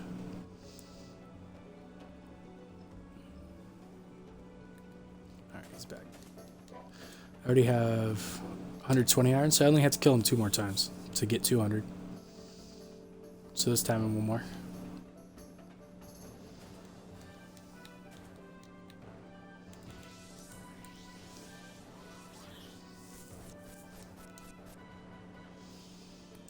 I have no buffs active either, so I could be hitting a lot harder, but it's more fun to just do it like this. Okay. Alright, kill him one more time, then I'm going back to base. And this is just how you can quickly farm any boss you need that come in this kind of island. It's just much faster than, like, say if I went and I actually left the portal and I had to go all the way back through those first 2 rooms, it just takes so much time. Even if you're very quick, it's faster to do it this way. And since you can make a conveyor belt, okay, I don't have how many logs, never mind. So I was gonna say, you can make conveyor belts and you can actually make like a track. Like say coming from there and like have the conveyor belts lead around this and then all the way back around to here. You can use it like a walking escalator thing to move quicker. So you can actually make this trip even faster if you wanted. Come on, there you go.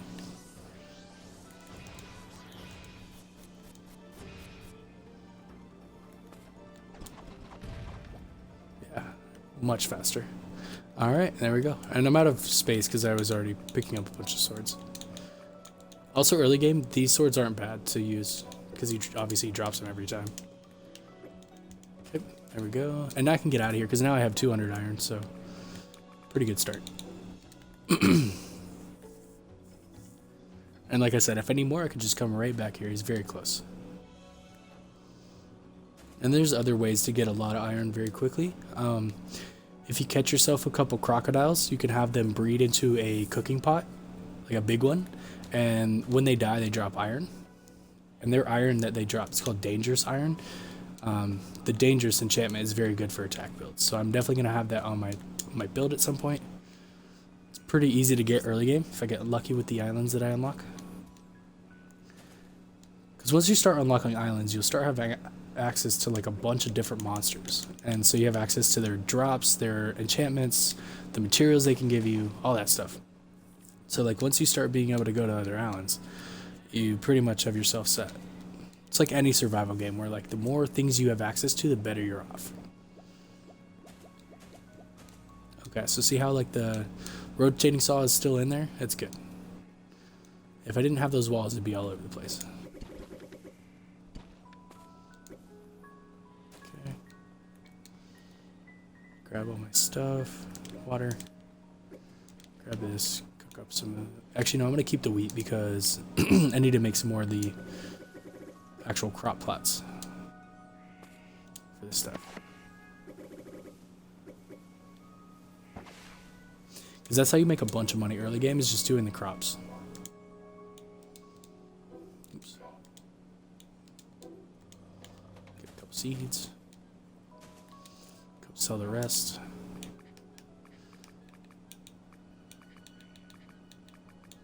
Alright, 200 carrots? Yeah, 100 grand. That's so much right away. And that was so... I think I got the carrot seeds from goblins, like in the dungeon. So it's like, it's very easy to get money very fast. If you just know how to do certain things, like stacking plots and stuff, it just makes things more efficient.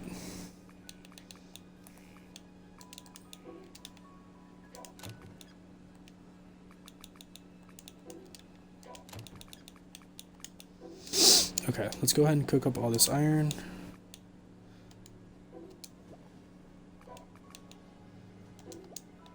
Okay.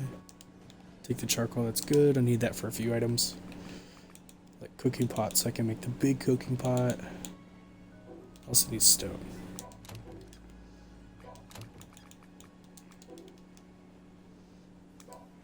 So the reason the big cooking pot is good is because when things fall into it, they take damage. It's kind of like, think of it like lava almost. But I need 2 cooking pots. Let's do that.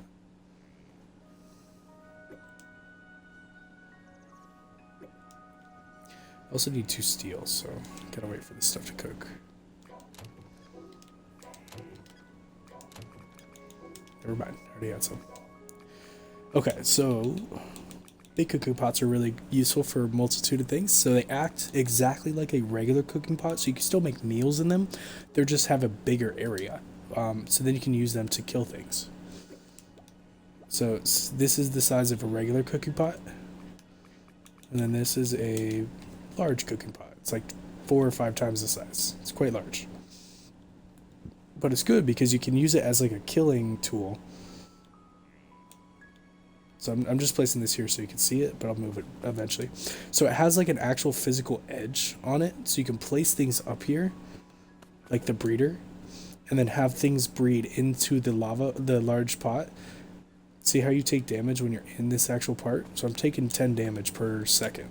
That's how much damage the monsters will take too. So you can't have things breed that are too high level because they'll take too long to die. Let's look at more squid. So yeah, so you just kind of have to work around like how little damage things take, which is fine. So I'll hold on to that for now until I can start making some breeders. And once I can travel to another island, I'll grab myself some green monos and show you that stuff.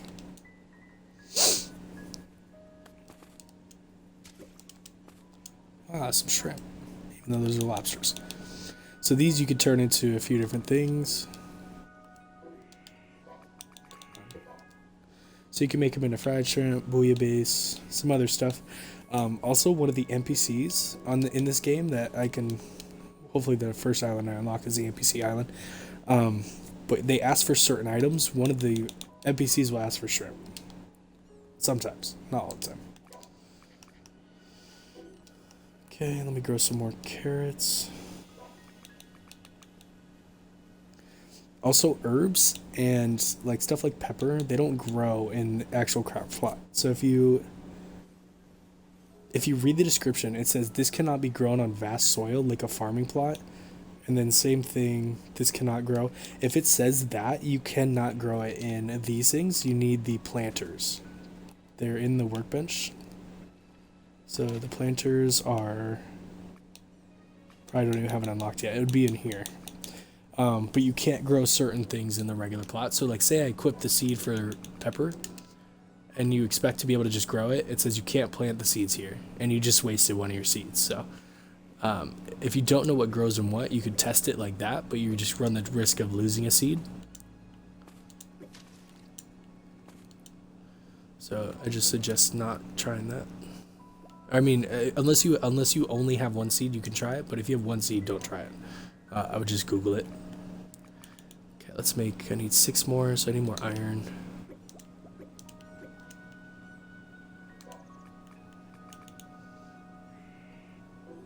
Okay.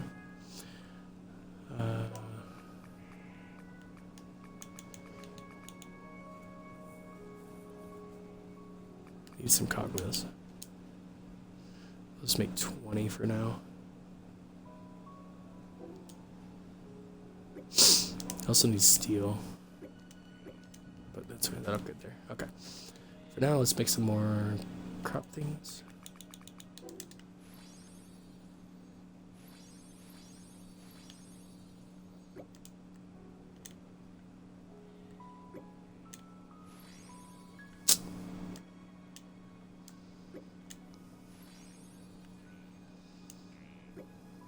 Doesn't always work right away.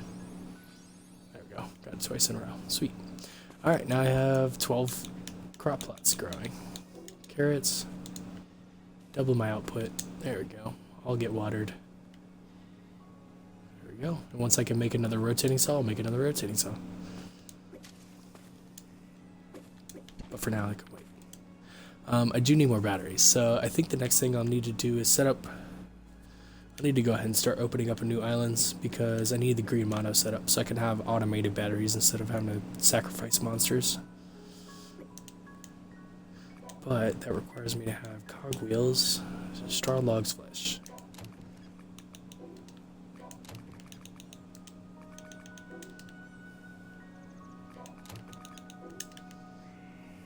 We're going to need multiple of the breeders anyway, so I'm going to make 3 to start. And I'll probably use them eventually. Or I will use them eventually. I also need a livestock machine, so I'm going to need milk. So I need to go kill some cows. That's going to be for my money making idea. Now there's many different ways you can make money. Like there's pretty much unlimited ways. But I have a couple of easy ideas that both the community is like kind of come to the consensus that works the best. And then I've tested myself as well. Very easy to make money in this game. But for milk, I can just beat up some cows really fast.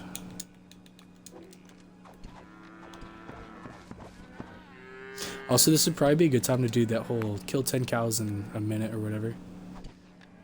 Because it's very easy to kill cows.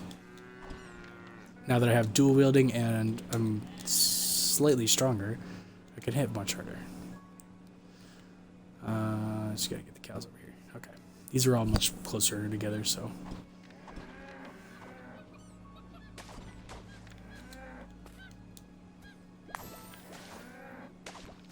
There we go. See? Got it.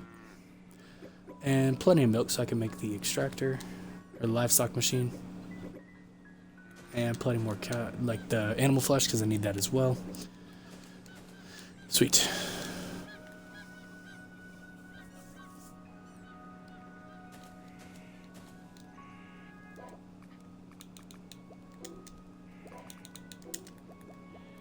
I never really did close in the top of my house.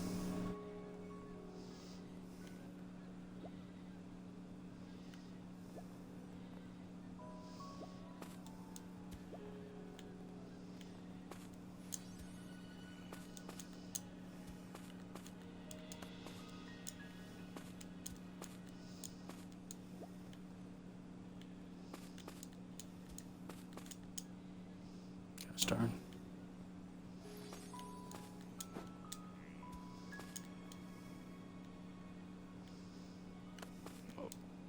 No, that's good. Fuck. Shit, it's placing it in all the wrong spots. Okay, take that.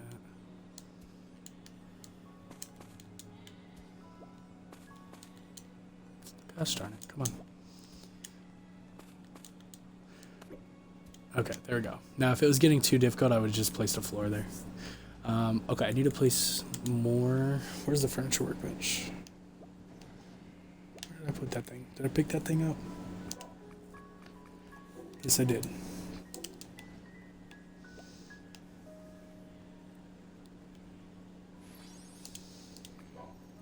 Okay.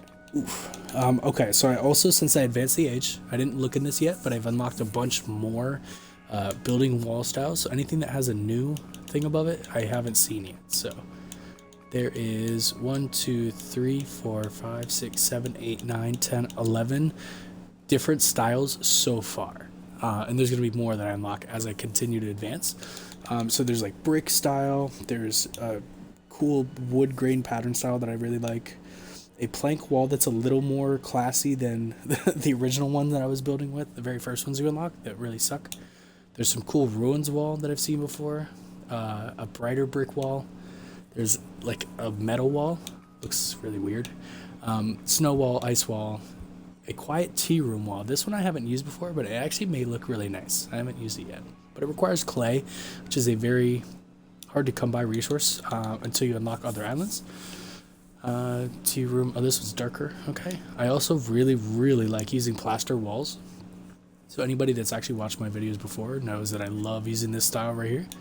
And then it moves on to your flooring. So it's the same style as your brick, your pattern, wood plank, ruins floor, brick floor, galvanized, snow. It's pretty much the same patterns. There are a couple new ones, the tatami mat floors. These ones look nice.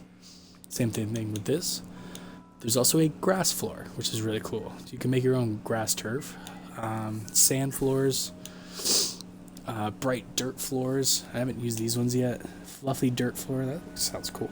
And then it moves on to your slopes. So same kind of styles, your wood, your bricks, metals, all that stuff. And then it moves on to these things called the quarter floors. This is what I call them, as quarter floors. They're literally 1/4 the size of a regular wall. So if you think about it, and you know what? I'm just going to build some and show you the difference. When you're building with a regular sized wall, come out here and show you.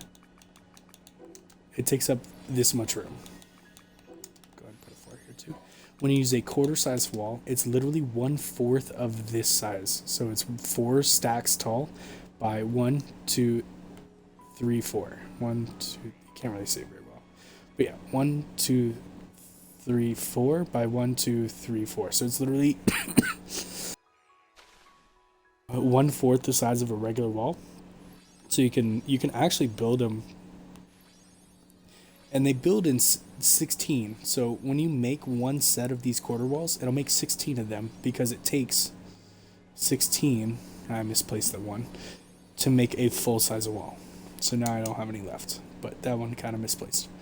But you can also place them in different increments as well. So like normally a regular wall, let me get these on my hotbar so this is better. Normally when you're snapped to the grid, your walls can only place like here and here, you know what I mean? One full size square away. When you're doing the quarter walls, it'll let you place it literally a quarter of a step of a wall. So like just like over here, it lets you place it individually. So like you can also then place them each step. So this is where they would normally place with the regular wall, right there and there. So here and here, and then this one will let you place it wherever pretty much.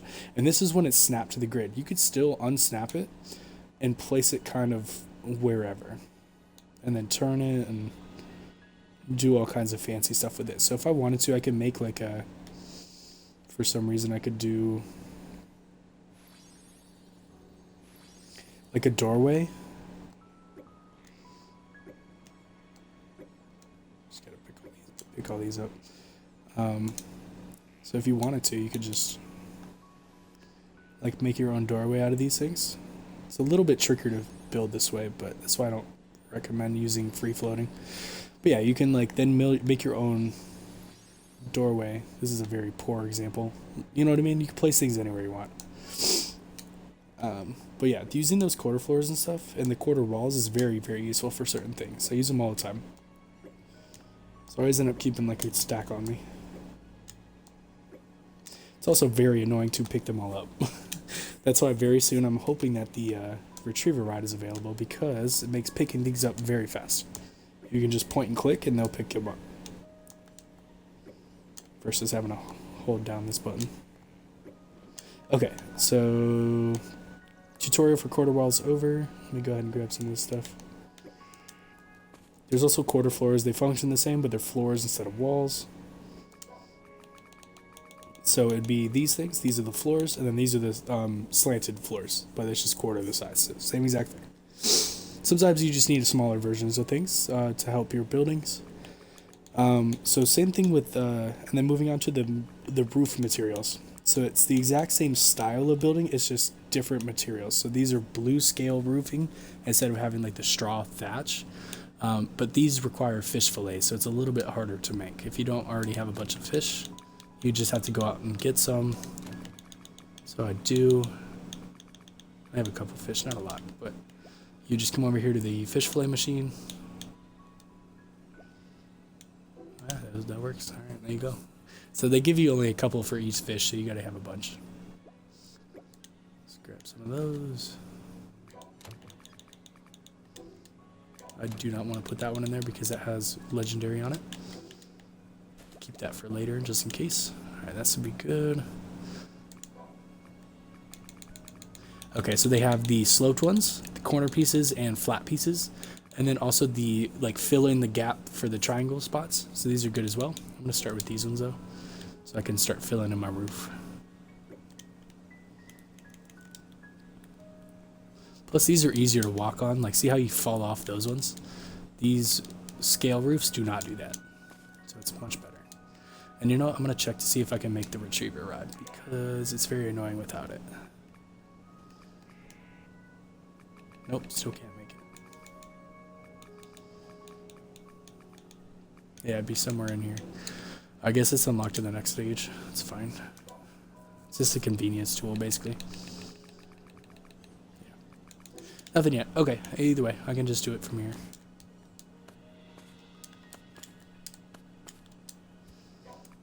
Okay, let's just make this easier on my fucking self. Just do this. Okay, so when you're making roofs, you can actually just pick them up. And this one doesn't let you slide, so it makes it a little easier to build with. But it just looks so much nicer with the blue roof than the straw. That I like using these for my building style.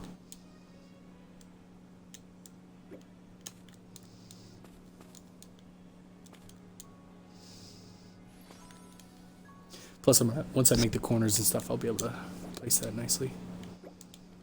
Okay, make some corners.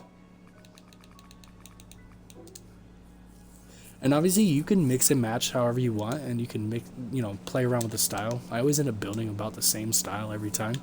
But I've seen some really cool, like, people mix and match certain ones that look very well together. Okay, let's grab this. Sometimes if you crouch, it helps get you a little closer to where you need to. Oh, come on, you jerk. There we go.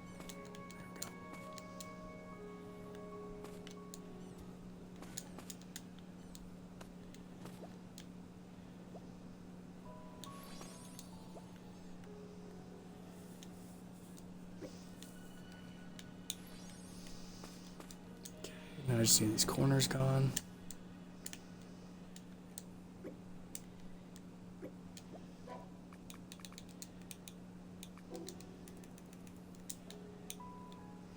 Plus, these corners look a lot better than the thatch ones. It's much more definitive than this, like, kind of weird corner.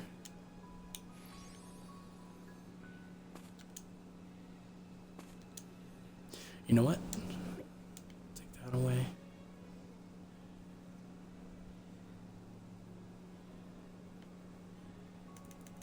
I'll have to build more of these, but I should make another room kind of like separate for this one. Whatever, I'll think of it in a little bit. Kind of do its own building style.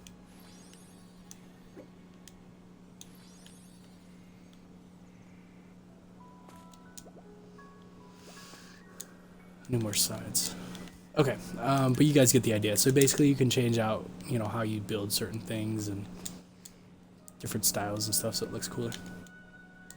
But for now, that's okay. I gotta move on because there's more important stuff. Like getting these carrots.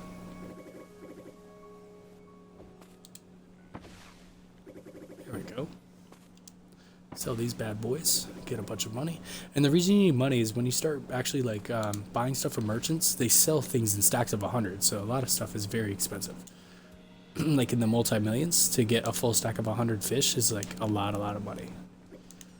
There's many things that you need big stacks for. Okay, let's grab those. Wow, this charcoal's still going. Okay, this is all done. I already built my 3 breeding machines. I needed to build one of these for the money. I also need one of these, but I need more batteries, glass. I already got all these, got these. Reaper, I'm just gonna skip. It's literally just the same thing. It's like every like 2 minutes or something, like a little blade will pop up and cut whatever it can touch. So you can use these instead of the rotating saws, but I'd rather use the rotating saw. I need to make some of these as well, so I need more cogwheels. 2. These I can set on bedrocks, the big circular. When you open your map, it's these little cookie looking things. So this is a bedrock, this one, and this one. They have a high health, so they can produce a lot of a resource, and you use the mining drill to get that continuously. You already saw the wood drone plank base. It basically, like, you would set it down, like, say, like, right here on your base, and then when you go cut trees down, it will go collect the wood for you. But there's no point in that, because you just collect it when, when you cut it yourself, so. Because it doesn't cut trees on its own. It just waits until you cut them. So I just never use them. Okay, character's hungry again.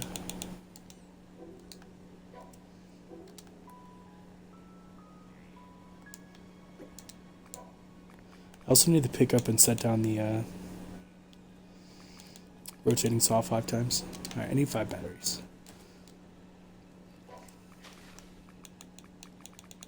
Sorry, Mr. Cows. I think cows have more health than mono, so it should give me a few batteries. Because they'll last a little bit longer.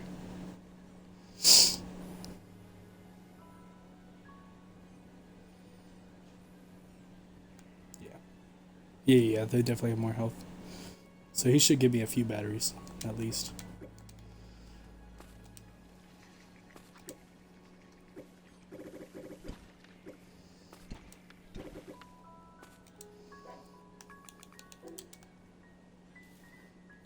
Sweet.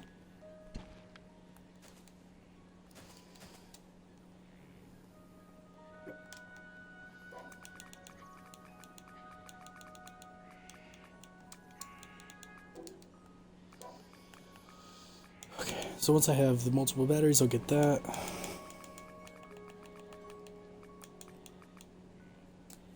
Yeah, I can build it just so I can get rid of the new fucking thing, the new symbol on it.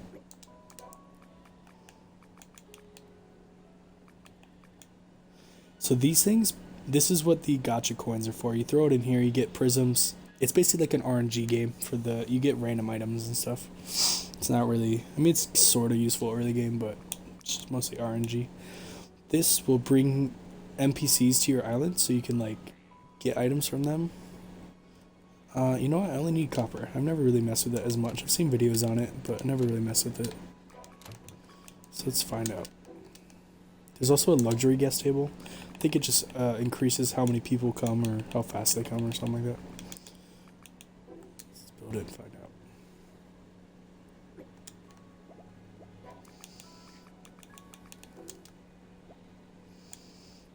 You right there. Yep.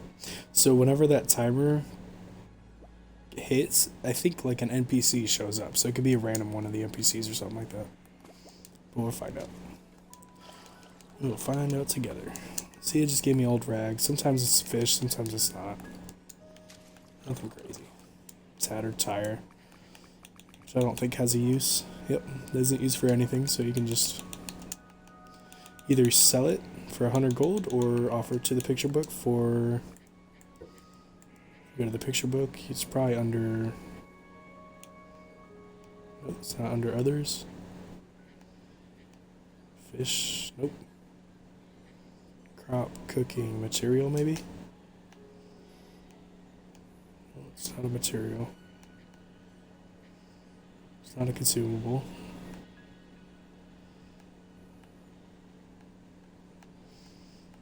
It's a lot of building material pages. Holy shit, 14. Ah, tools. It's just a random tool. Okay, so it gave me 0.1% of a physical critical rate. So, it's not that much. But, over time, those will add up. There we go. Wait, how many batteries did you give me? None? What the fuck? Why didn't it give me any? That's weird. Something must have happened. Alright. Definitely make at least one. You could always sit there and run on it yourself as well if you wanted, but who does that? Okay. What's the next thing I can do? Yeah, once I have abundance of batteries and stuff, I'll make one of these.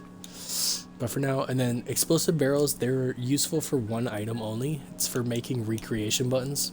Say I needed to replace a specific item or a specific island that I wanted to open a different one. You could destroy an island and make a new one. So I haven't opened them yet, but let's go ahead and just open our first island. Let's fucking go. It's the best one. Okay, so there's a bunch of different types of islands. So I'm just gonna keep. Of course, need more logs. I usually open like the first row, and then I go back and like start opening other islands. But for now, I need more logs anyways. I need to go get some more. But it's good that I got that. The island that I did open, the Island of Residence, has access to a few really important things. So it has merchants, so I can capture the merchant and then breed them up and have multiple merchants to choose from. It has green manas, which is fantastic. It also has all the NPCs available in the game is on that island. And it also has access to stray monos, which is one of the missions you have to kill a stray mono. So it's the only island that spawns them. So that's good. And there's some other stuff on that island that's pretty good too. It's got crocodiles, I think. Okay. Get all this stuff. So all these things that drop from supply pods are really good to have. As you can tell, like steel ingots is just good to get. But all those other things I'm grabbing, like rare metal and electric circuits and shape memory, heavy steel, aluminum, they're for an item that I'm going to build fairly soon called the Pet Management Machine. It'll let me turn caught monsters into my pets that I can then use in battle, and then for other things as well. Sorry, I had to fix my hair. I have long hair and it like gets messed up in my headset. Okay, grab this poop. Oh, that's a good amount of feces.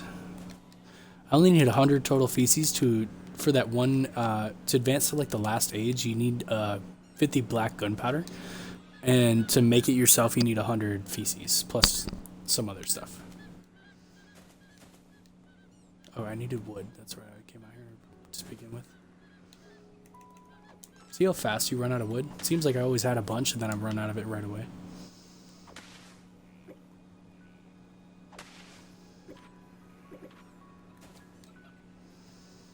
So usually log farms is one of the first things I try to set up. I usually go, in the order of automations, it usually goes like bioethanol, water, then a money farm, and then after that, it pretty much just whatever I'm needing at the time. And then log farm, and then iron farm, and other stuff.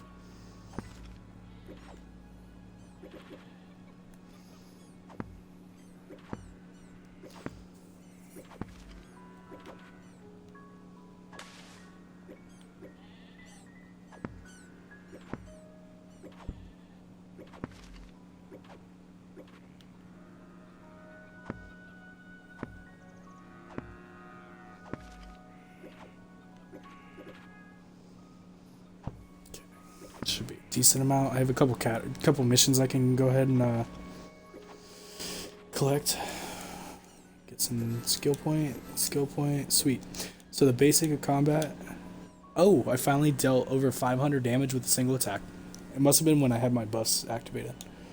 Okay, cool. So that one was finished, and then Butcher, defeat 10 cows within 10 seconds. Very easy. Go over to my skills. Now I could either start picking up some of these passives, like... I think because I'm going to go katana build, I'm going to do this.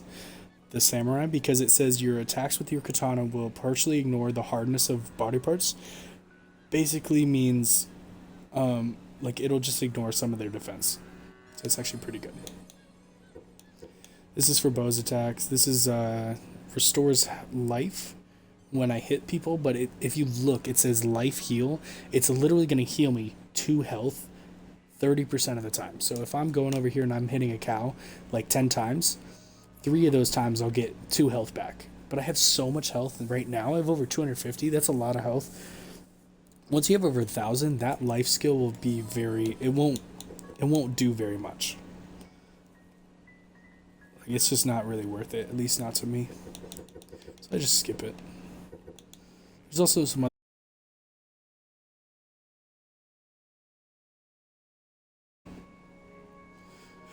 When you don't have a helmet equipped, this is stupid, because you always want to have equipment equipped. You never want to go barehanded or no helmet. That's dumb.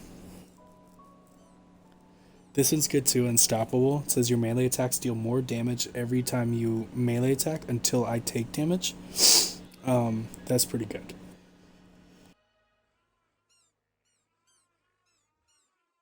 Sorry, I was sneezing. Ooh, still getting over a cold. Okay, Or I could keep going with the buff skills, which I think I will do. Keep doing these while I have... until I unlock tier 4. And then, once I'm in tier 4, I can grab... Wrath. That's good, because when my life is low, my attack will go up. Expert's good. It raises my critical chance at high level. It's 25%. That's a lot. Backstab. When I attack from behind monsters, my crit will go up and I'll just deal more damage. That's good. This one's not bad. Rampage, because it increases my critical chance. When I kill enemies, it like refreshes the cooldown of this, so I can continuously have a lot of critical damage happening. That one's okay. This one's a great spell for spear users, because you just sit here and go, you like stab an opponent like really, really fast, like a bunch of times until your mana runs out. So it's really good. The best one though is EI Slash. This one's gonna be my main killing skill. So we're getting there. We're very slowly getting there. We still have like another... So I have 19 total skills right now. I have another like 56 that I can use. Because like I think the total is like 76 or something like that. Is the max number of skill points. So it's a good amount to work with, but you can't like fill out every tree, unfortunately. You have to like pick and choose. Yeah, this thing's still not growing, buddy. Okay, let's put... Yeah, so you already have 32 feces just by collecting things on the ground. So I only need like 68 more. That's really not that much. And then I can just stop picking up poop. Okay. What was the next thing I was going to do? Oh yeah, so you can make conveyor belts. So this is useful for many, many different things. So you can either use it to set up like automations for certain things. Like when you do a log farm, what you can do is have these. Here, I'll even just give you an example. So the way I normally do it is you can just you can make your own trees. Like you can plant and grow trees. It just costs some costly resources like water and clay and stuff like that. And then like sulfur and stuff to make the nutrients to grow the tree. But when you actually go to set up the log farm, you need a way to keep the trees from not dying. So what I do is I basically place... I know I'm gonna flourish, but I can do this. I do a 3x3. This is how I set up my healing area as well. Doesn't matter how this looks, I'm gonna destroy it. But you basically take your this thing, your breeder, you're gonna stick 2 green monos on here. They're gonna breed into this middle right here, and they're gonna take damage from the water. And when they die, they heal everything around them. So what you do is you can place conveyor belts above it. Oh wow, I placed him in the wrong spot. Shit.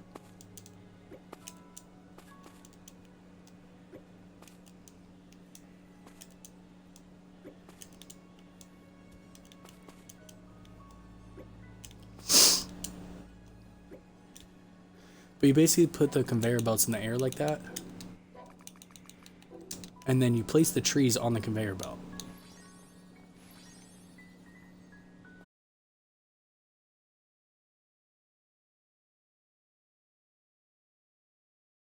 See, the trees are going around in a circle, and then the green monos dying would heal the trees. So like then I would place a rotating saw right dead center on a just a regular square, and it would hit the trees every time the trees came around it, and then you could just have a chest absorbing the cut logs. And the green monos would prevent it from completely dying, because they heal everything, including buildings, monsters, trees, like everything around it.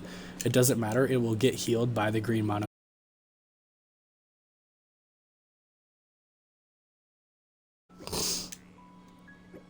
And then I'm going to see what I need to advance the age, because I'm getting pretty close to finishing with most of the tools from this age. But now that I have a breeding machine, I could show you guys how that works. Damn it, I didn't get the fucking... Okay, I think when the animal dies, it has a small amount of time for you to grab the battery before it goes away. So I keep forgetting about that. But pretty soon I won't need to worry about that, because I'll have green monos. And I have 1 Pokeball, so I need to grab more than that. I can only make 2, that's fine. I only technically need 1, but I'd rather have a couple more. Okay, as soon as you can, when you start opening islands... Oh yeah, let me go ahead and open this one. Damn, I keep getting the same fucking one. It's not good. That's good though. I like that. It's whatever. Okay, I can't open it anymore. Damn, I literally got the same freaking island 4 times over. That's not great. You want different ones. You don't want repeats. Not always, anyways. Sometimes you'll want to repeat, but not the first 3 islands you open. That sucks. Okay, that's okay, because I call these green islands because they're colored green. These almost guarantee that there's green monos somewhere on the island. That's your main goal, is to try to get green monos as fast as you can. They're like so important to progressing the game. And a lot of people don't know because they just don't make the connection that when green monos die, they heal things. Like, you might do it on accident. Like, if you're going on this island, you're just kind of running around killing stuff, exploring. You may kill a green mono, but you don't see or notice that they heal everything, because there's not really good context. But this island has goblins on here. It's got chickens, it's got other animals. These goblins will shoot at you. There's these things right here. See how they're green colored? They're different. They still attack the same. They'll still drop eggs and cactuses. They still attack you and stuff. But when they die... Watch, let me kill this guy. So when they die, look at this, watch the screen. There's a faint green circle and the plus symbols. And it healed me. So like that circle is the radius of their healing ability. So when they die from anything, whether it's being punched, whether they're touching water, it doesn't matter. As long as they die somehow, they will take, they will give you healing. So if you breathe them over water, I only need the 1, but I'll grab 2 just in case. If you breathe them into water, the water will damage them and then eventually kill them. And you can basically set up your own automated healing area, so to speak. And now that I have green monos, I'll literally be able to go show you. Oh, see, he popped out, so that's kind of annoying. Oh shit, that was my last one. I want to catch this guy. Now you don't need 2 green monos. You can have 1 green mono and then breed it with something else. It'll still produce green monos. It only matters whatever's on the left side of the breeder. And then there's some math involved with how the levels are calculated. It's pretty simple, but it's very confusing at first because if you don't know the formula, it just throws you off a little bit. But it's very, very simple.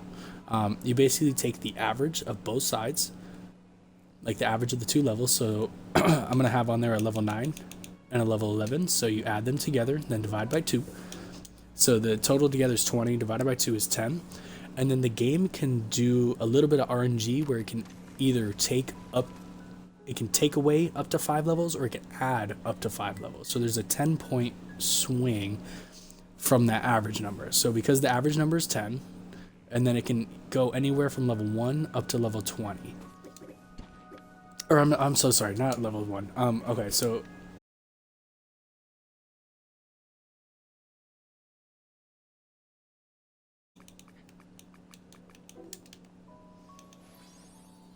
once again, I'm gonna make it a little 3x3. That's the basic shape that I always end up making for these. Okay, now the next step, you need walls as well. So see how this middle square is here? I call this the kill box because this is what things end up dying in. So you need to box it in, because if an animal comes in here, if the water's too deep, they'll sink all the way to the ground, and then they'll be able to touch the floor. And then after about 2 seconds, they'll start moving. If you don't have them boxed in, they could potentially escape. Like they'll be underwater, so like they'll be able to move away. So you want to put 4 walls, and then you want to place a floor so it can't sink to the bottom of the ocean. So once your walls are placed, see how there's 4 walls there? Now you also want to place a floor because you don't want them to sink too far. Now this is where knowing how to place both types, like both type of placement modes, is helpful, because there's non-grid snapping like this, and then there's grid snapping like this.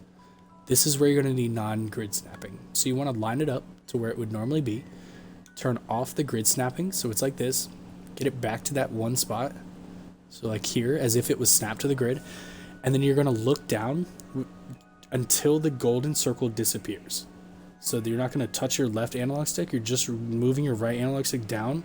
See how it's slowly lowering until that gold circle's gone?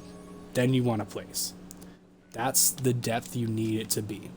So it's shallow enough to where the green monos will heal things high enough in the air, but it's deep enough to where they'll still take damage from the water. So you basically made yourself like a tiny little shallow pool. And the way you can test the depthness, see how I'm swimming? I'm doing my swimming animation. That's the correct depth. You don't want it to be too much deeper. And you can't it can't be too shallow either, because then they won't take damage. So then you take your breeding facility. This is in free placing mode. You don't want that. Place it, or I'm sorry, this is free placement mode. Put it, snap to the grid so it's like lined up perfectly straight. Make sure it actually is straight. And then I'm gonna go from this direction. It doesn't matter which side it's on, I'm just thinking into the future how I'm gonna have this set up. So you want to have the edge lined up with the actual stone floors, so that way the green pipe overhangs just a little bit, but like the actual wood is lined up with the edge of the pool. And then you want it to be dead center. You remember before the last video where I said you can find the center line by counting? It's easier if there's not 2 sides over here. So when you're looking at this stone, there's 10 stone squares across, so you could just count 1, 2, 3, 4, 5. And then this line right here is the center line. So you know that this is now centered. Plus you can also kind of tell just by looking. And the reason you want it centered just for later, when you have other things set up, it's just easier to deal with. Replace these. Okay, now that you have your breeder set up and your actual kill box, because remember the green monos need to die to activate their healing ability, so you want to have them breeding into the water. So it doesn't matter which one's going to be on which side, because they're both going to be green monos, and it doesn't matter if the level 9's over here or if it's over here. The math formula will always be the same. So it'll still take the average of both the numbers, so 11 plus 9 divided by 2 is 10, and then it can subtract up to 5 levels or add up to 5 levels. So this thing can pop out anything from level 5 to level 15. But the game will mostly take away the 5 levels. And it could take away 4, 3, 2, 1. So this case came out a level 7. So it averaged it out to level 10. And then it took away 3 levels. So that's where the level 7 came from. And as you noticed, it healed me. Even though I don't have damage, it still did the... Oh, excuse me, the hiccups. It still did the healing effect. So see how he's slowly taking damage? That's good. And again, it actually healed pretty much all the way out to here. So it gives it... As you remember on Xbox, there's a floor limit item. So see, you can only have 32 of the same type of item on the ground, which kind of stinks. It's really low. If these eggs started building up, like if I didn't keep grabbing them and there was a bunch of eggs here, anytime this cut wheat, it wouldn't show any wheat. It wouldn't actually work. So you have to figure out a way to get rid of this stuff. So you can either hand grab it, or eventually you can put like a chest or a market or something with an absorber on it, and it'll pull this stuff away. So that way there won't be stuff just hanging out. But this is the very basics of a healing area. So now I can, anything that takes damage, so like this generator, since it damaged monsters while they was on it, you can now put it next to the healing radius. Just put it like right here. Doesn't matter. I mean, it can be a little bit closer, a little bit further away. As long as whatever's on here is close enough to get that healing effect, it will now never die. And it will produce me batteries forever. So let me go ahead and grab a cow or something. Doesn't matter what it is, as long as it's able to be healed enough to stay alive. Let's do the bear, because it's funny. So a lot of people don't know about this because it's just such an obscure thing, like knowing about the green mono healing effect. You just gotta like notice it when you're in the actual wild. And see how like it's actually healing its parents. They may look like they're about to die, but they always get healed enough by the thing dying. So you don't have to worry about these guys dying up here. They will continuously produce green monos. And this bear, because it's close enough to this thing dying, watch its health. See how it gained a little bit back? Got that 102 health back. And it only takes like 13 damage. It takes a percentage of damage per like 5 or 6 seconds. But this thing dies quick enough to keep this bear alive. See how it healed it again? This thing will now forever produce batteries for me. You can just grab them whenever you need them. Very, very simple and very easy and effective way to get yourself automatic batteries. Also, I'm going to have a bunch of eggs as well, so I can, once I unlock them, I can make a bunch of sandwiches for myself. Very, very useful setup. I use this healing thing for a lot of different things. Also, say I wanted a bunch of deer, so I can get its, deer leather or bear leather or whatever I really need it for. You can set up another breeder right next to where these things are dying at. You just have to have it close. You have to move it a little closer sometimes, but what you can do is you can stand here and test it. And if I get the little green healing radius, then whatever's standing here will also get it. So I got it, so it's fine. But now I can place whatever I want on those 2 breeders and produce however many times I need it to produce. But also, if you're trying to catch them and not kill them, you need more Pokeballs. I don't have enough of those. I need more sand.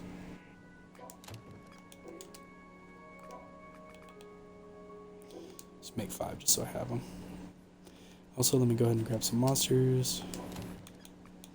Yeah, so say I needed a bunch of deer leather or whatever I needed, I could just stick these on the actual breeder, have them fall in the water, and then I can grab their resources, because they're going to take damage in the water as well.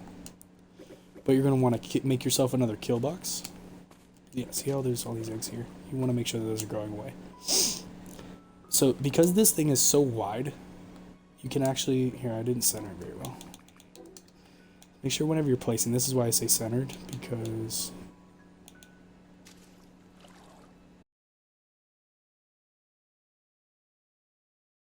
Okay. Because what I'm going to do is take away this stone floor that it's sitting on, because I need it to, there we go. The deer, when they breed, they would have stayed standing on this stone floor, so now here they won't be able to stand on that, and they'll just fall directly in the water. But you need to make yourself another kill box. So you can actually use the wood ones for this. Doesn't matter, as long as it's something blocking them. So I just make it a 2 long. Just something to keep them contained so they don't run out of here. And then go ahead and place your... Just gotta find... That should be centered. And you want it to be close because you need it to still be healing whatever's on top. So that's good. That's close enough. So now you have yourself a nice little contained kill box. So if I needed a bunch of deer, you put the deer on the left side. And then whatever you want on the other side. You just got to remember the levels. So 1 plus 4 is 5, divided by 2 is about 2.5. So it's going to produce anything from a level 1 to a level 7 or 8, which is fine. Let's see how they're taking damage. That green mono dying in this box right here should reach them and heal them so that these two things never die. And then whatever's produced will just fall straight in the water and die. See? Healing effect. Healed everything. Every once in a while, it'll heal this thing that's in the water, but that's okay. They can't get out of it. They'll still die. See? So now you have yourself a resource gathering mechanism. So anytime you need to gather a bunch of resources from a specific monster, just go catch yourself one, and then you can have it die. Have it, set up to where it's producing a bunch of it. And eventually I can just have a chest set up where...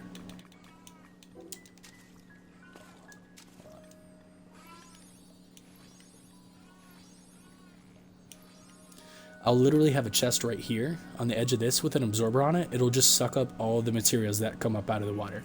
So when this deer dies, well, in a second it'll die.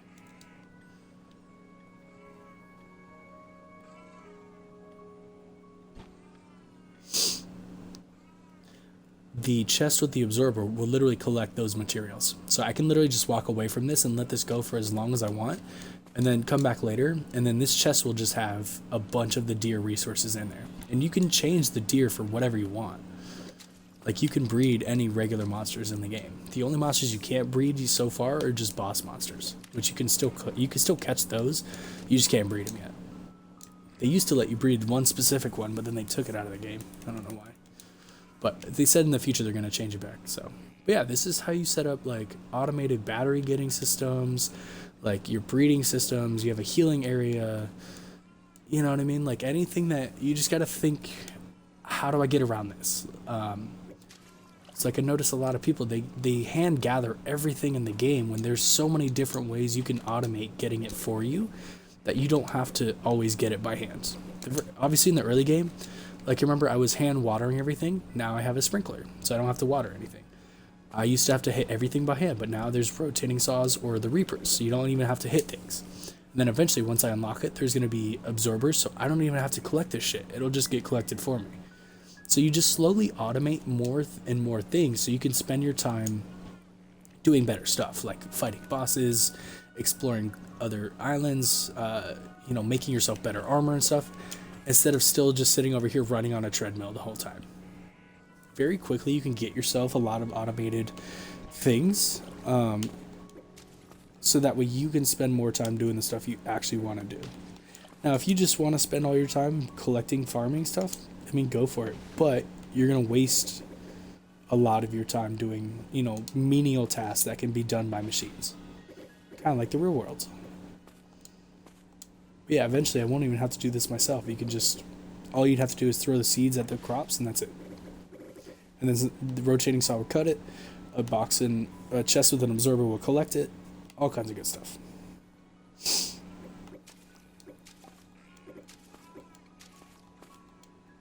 But yeah, so since I'm done, I don't really actually need all these deer materials. I just did it as an example. I'm going to go ahead and catch the deer. But I can leave the sheep here, because then it can breed with whatever else I put on here. I'm going to go ahead and catch this other green mono. Actually, you know what? I'm going to let it run, because I need batteries. I'll just have to keep an eye on all the eggs. Okay, so this is always what I do to create like a healing area if I need to heal other stuff. Yeah, see how wide that circle was? That's the area of healing. So if I needed more healings further away, I'd have to do another healing setup like right here or something. All right, grab some more water. I keep forgetting there's a workbench right here. Okay, so that was the breeding facilities. I've got this done. The livestock machine I can actually put here now. So this thing is actually quite useful as well because this takes caught monsters and makes produced items without killing them. I mean, it'll still damage them, but it won't. Like, look. You just throw them in there, and then this thing will produce its leather. Other monsters, like I think if I throw a sheep in here, it'll make sheep's wool. But then you can either hand collect it, or you can stick an item called droppers on the side of these things, and it'll shoot out the items instead of you having to hand collect it. But that's what these things do. And I use this thing for making money. There's a monster called the jack-o'-lantern that you can throw in this thing, and it mass produces pumpkins very quickly, which sell for a lot of money. So you can just have it shoot out into, and then have like a market right here. Like sitting right here, right in front of it, and then it'll just absorb. You just need to put an absorber on the market, and it'll collect all the pumpkins. But since I don't actually need deer leather, I can just put him in here. However, I do need bear leather, so let me go ahead and catch him and put him on the breeding machine.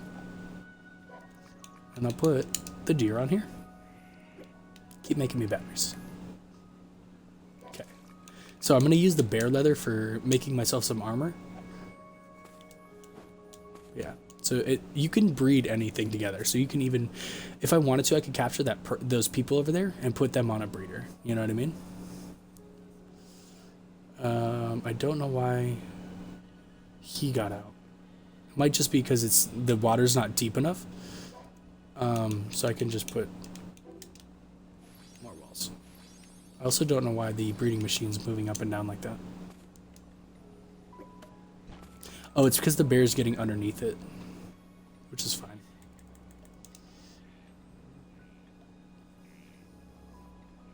Yeah, just the bear's like kind of pushing it up. It's fine. Won't mess anything up. But yeah, this is good because now I'm getting bear leather. And if you remember from before, bear's leather is good because it adds attack. So if I make myself some armor from the bear leather, I can get more attack. I'm out of space, no wonder.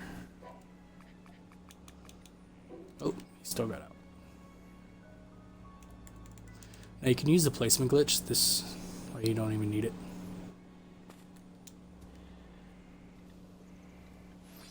There we go. And now he shouldn't be able to get out at all. Now it may mess up the automation a little bit, but that's fine for now. What I could do is actually raise up the... Oh, hello bear. Now they won't be aggressive because they're technically they're a charmed monster. They're not tamed, but they're not aggressive like they're wild.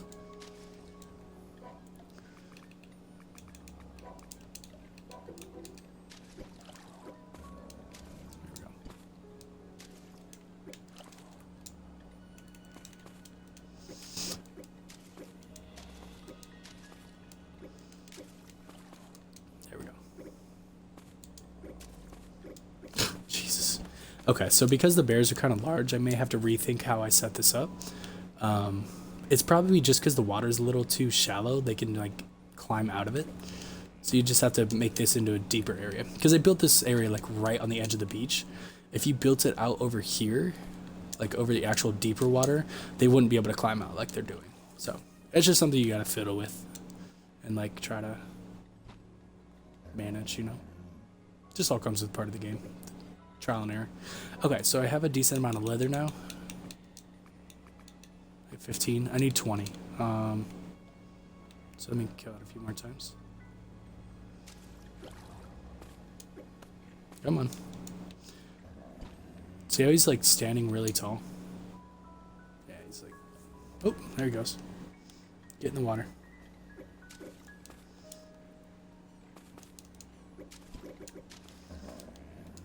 Alright, that should be enough.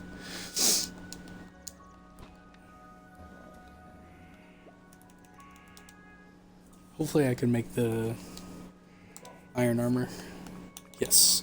Okay, so the first set of armor you can actually make is this plain clothes armor. But it's really weak. It's not even worth making, honestly. It's just 1 leather and 5 old rags. I usually wait until I can unlock this basic armor. It's all the same type of armor. It's just 2 different colors for each gender type. So there's a red and like gray color. Then there's a black one. Same thing for women, red and black. For my character, since I'm a fighting character, I'll just go for the red. But notice that it takes 20 iron ingots and 20 leather. You want to make sure that you're not holding the wrong stuff. So I want to put away any leather that's not going to help. So get rid of deer, get rid of the regular. And actually, this is the wrong chest. So I only want to be holding bears. So that bears is right there. And then for the iron, I want to use, obviously, Ancient Veteran, because it's the best. It's the same thing. So yeah, that's all the iron I have, and that's all I'm going to hold. So when I come down to make the actual iron, I'm going to make this one. When I click the details chance, the right analog stick, right underneath the bigger picture, it says detail of enchanting chance. It'll show what I could possibly end up with and what the chances are of me getting it. So because 20 out of the 40 materials has bears on it, the 20 leather, bears has an 80% chance of ending up on there, because the green enchantments are slightly more common, so they just have a better overall chance than the dark blue, which is a little bit more uncommon. So that's why those are, even though they're on the materials the same amount of times, both are 20 out of 40, these are slightly harder to get on there because they're slightly more rare. That's really the only difference. So when I make this armor, I could get all 3, a combination of the 3. I could have just one of them, or literally none of them. I've had that happen where like nothing shows up, which is kind of annoying because it's such a waste. So I could potentially get this with all 3 on there or not, which I only got 2. Which I want the veteran and not ancient. I mean, all 3 would be good, but I'd rather have veteran because it's more for the attack build. The ancient is for magic builds. So this is the best I have. This is the only armor I have, so it's the best I have. When I go to make it again, if I end up with something different, I'll check my levels of attack and stuff and see which one's better. So with all my weapons attached, everything that I would normally wear, my attack is at 380. So without the armor, it's at 365. So I'm gaining that 15 from the bear's enchantment. It gives me plus 15. Now I'm also gaining 15 defense just for wearing this armor. And it also has 2 skills attached to it. So just by wearing it, and they're 2 passive skills, because you can tell because they're circles. There's parry and vitality. So if I go over to my skills, they won't be highlighted, but you just gotta do the math. It'll have this and what was the other thing? Okay, so I had parry and vitality. So it tells you as well. So parry is combat tier 2, and it gives you 1 level of parry. And then for vitality, which is a basics tier 2 level 1, it gives you 1 level of vitality. So go back over to your skills. Basics tier 2, it'll give you 1 level of vitality. So just by wearing this armor, I'm gonna gain. When my hunger level is above a certain amount, my life will gradually heal. So as long as my hunger is above 90%, I'll gain 0.1 life every second. Just by wearing this armor. But it's kind of small. It's not really that helpful. And then the other one, parry, the skill parry, that's going to be combat, tier 2. It's going to give me 1 level of this. So if I was using a shield, it would allow me to reflect enemy arrows and magic attacks with a well-timed shield bash. And it also does damage. So if you're a shield user and you're fighting against monsters that do magic, like magic breath or whatever like that, you can parry their magic attacks and then send the damage back to them a little bit. So it's actually a pretty decent skill if you're a shield user. But mainly, I'm just looking for the enchantments on this thing. I want to get Ancient, Veteran, and Bears, just so I have 3 boosting enchantments. So I may need more leather. Or I'm sorry, I need more, yeah, I need more leather. But because the bear has been over here dying a bunch, hopefully he's got a bunch in the water. Oh my gosh. It's okay if there's a bunch running around, I don't mind. Because then I can just like stop them by... all I have to do is take the bear off and then they'll stop reproducing. But I need a bunch of leather anyway, so... worth it. And if you're worried about stuff getting messed up, you can just take everything off the breeding machines and let everything die. Oh, okay, bears give me salmon. Okay, that's cool. That's good. I actually need fish for... see how fast he's making this shit, though? That's actually really fast. So once I get droppers, if I wanted to make money, I could just put droppers on the side of this thing right here, and then have a market collect the salmon and sell it every 5 minutes. That'd be another good way to make a bunch of money. So like I said, there's a bunch of ways to make money. I just always end up using the same method because it's effective. But basically anything that can produce a material quickly in this livestock machine, you'd want to use them because it makes fish very quickly. And salmon, if you go to it, sells for 250 a piece. So, and then the market sells every 5 minutes. So say you can get 100 salmon every 5 minutes. That's, I gotta do some math. Add 2 more zeros. That's 25,000 gold every 5 minutes, just from selling these fish. And that's just that's lowballing it, honestly. It's making them really fast. So you could potentially have a lot of money very quickly just by throwing a bear in a livestock machine and put a few droppers on the side, and then a market with an absorber. It's very, very effective. I feel like a lot of people overthink like the money situation, like how to get money. It's basically you just figure out a way to produce an item a lot, and then you just sell that shit. That's it. Okay, so once again, you could check the screen. I have only ancient veteran iron and then only bear leather. So I could possibly get all 3. Now, if I threw deer leather in here as well, I could potentially get 4 enchants, but it would lower the chances to get bear. So that's why I don't do it. So once again, it's just RNG. Sometimes you get lucky. And there we go. I got all 3 enchantments. And this is how you, in the early game, get yourself very good stuff. So just by... I'm going to switch from this to this. Now watch my attack stat. It's at 380. Now it's at 395. So this is how you start gaining more attacks, slowly and surely. And this right here, the red beret, it only has ancient veteran. If I got bear on there as well, just like this, it would add another 15 attack. So if I come to the Hatter, I just need sheep's wool. I already have the leather and I already have the iron, so... sheep's wool. If I needed more, I could just remember I could stick the sheep onto the breeding facility if I wanted to, and have a bunch of sheep's wool. So bears, ancient veteran, but now the amount of materials has changed. So because sheep's wool has 3 of those on there, I guess I picked up some sheep's wool that I cleared off the sheeps because it's only for consumables. But because there's bear, there's ancient and veteran, but ancient and veteran is only showing up 2 out of the 8 times because it's only 2 iron for this, and then bear is showing up 3 out of 8 times. So that's why their percentages are different than when I was making my armor. So it might not have all 3 on here. I may have to try a few times. Yeah, see how it only ancient? But this is how you go about getting yourself better armor. Is you just gotta start getting better enchantments. Bear's ancient. Oh, actually, you know what? That's better. Bear's ancient is better than ancient veteran, because veteran is for magic attack. Oh, no, it's not. Ancient's magic attack. Damn it. I need it to be bear's veteran. Okay, that's fine. When you don't get the ones you want, you can just get rid of them.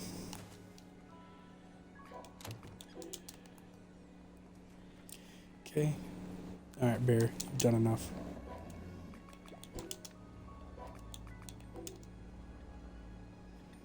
Okay, throw. Let's collect all this stuff. Let that die. So eventually, once I get the absorbers and stuff, I'll make all this stuff get absorbed in a chest, so I don't have to look at it as well. Okay, I know I'm hungry. Come on, hurry up and die, bear. Let's see how much stuff I already have just from letting him run or go on the breeder for a little bit. It's not even that long. It's been like 10 minutes. Now imagine if like you let this go all night or something while you're sleeping. It would just produce... You'd need to have it be collected though. You couldn't just let it run. It would just... the item limit thing would mess up. Alright, since sheep are much smaller, I don't need these walls here. Because they won't be able to climb out. The bears are just so big that they were able to climb out of the thing.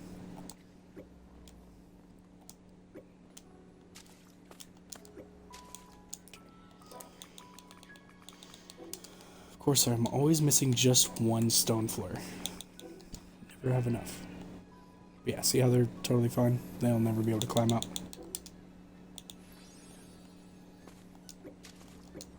Sweet. They drop 3 every time, so as soon as I get a few, I'll go over and keep trying with the red berets. But that's how you slowly build each section of your build, is you look at what the materials are required to make the item, and then you think like, okay, I can get leather from a bear, I can get iron from, you know, a crocodile to get dangerous enchantment on there, and then the sheep wool will just always be sheep wool. But you just got to think about, like, when you're building certain equipment, it's like, all right, what enchantments can I get on those materials, and then how can I get those onto the armor or the weapons. Sometimes it's really easy, sometimes it's very difficult and it takes a lot of tries, but sometimes it's so worth it. See how much better this is, like doing this versus having to like hand kill bears and hand kill sheep. It's always better to think, how do I set things up for myself so I don't have to hand kill stuff or hand gather. And there's a bunch of materials under here. Yeah, that's basically how you go about figuring out how do I get multiple out of one item, is you just start figuring out how to automate things. Okay. I also need more food.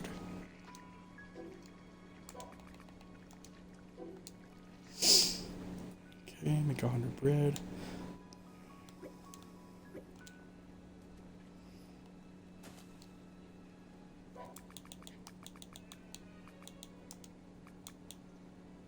Clam chowder. That actually sounds pretty good. Alright, what else do I need? Oh yeah, red beret. So once again, click in here. So see how now the sheep is taking effect? I don't want sheeps to be on there. So I'm going to clear off the enchantment.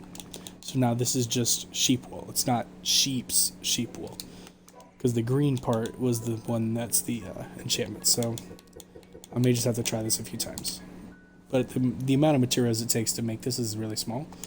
So I should be able to get one with all 3 pretty quick. See how that one didn't have any? Sometimes it's really annoying like that. There's ancient.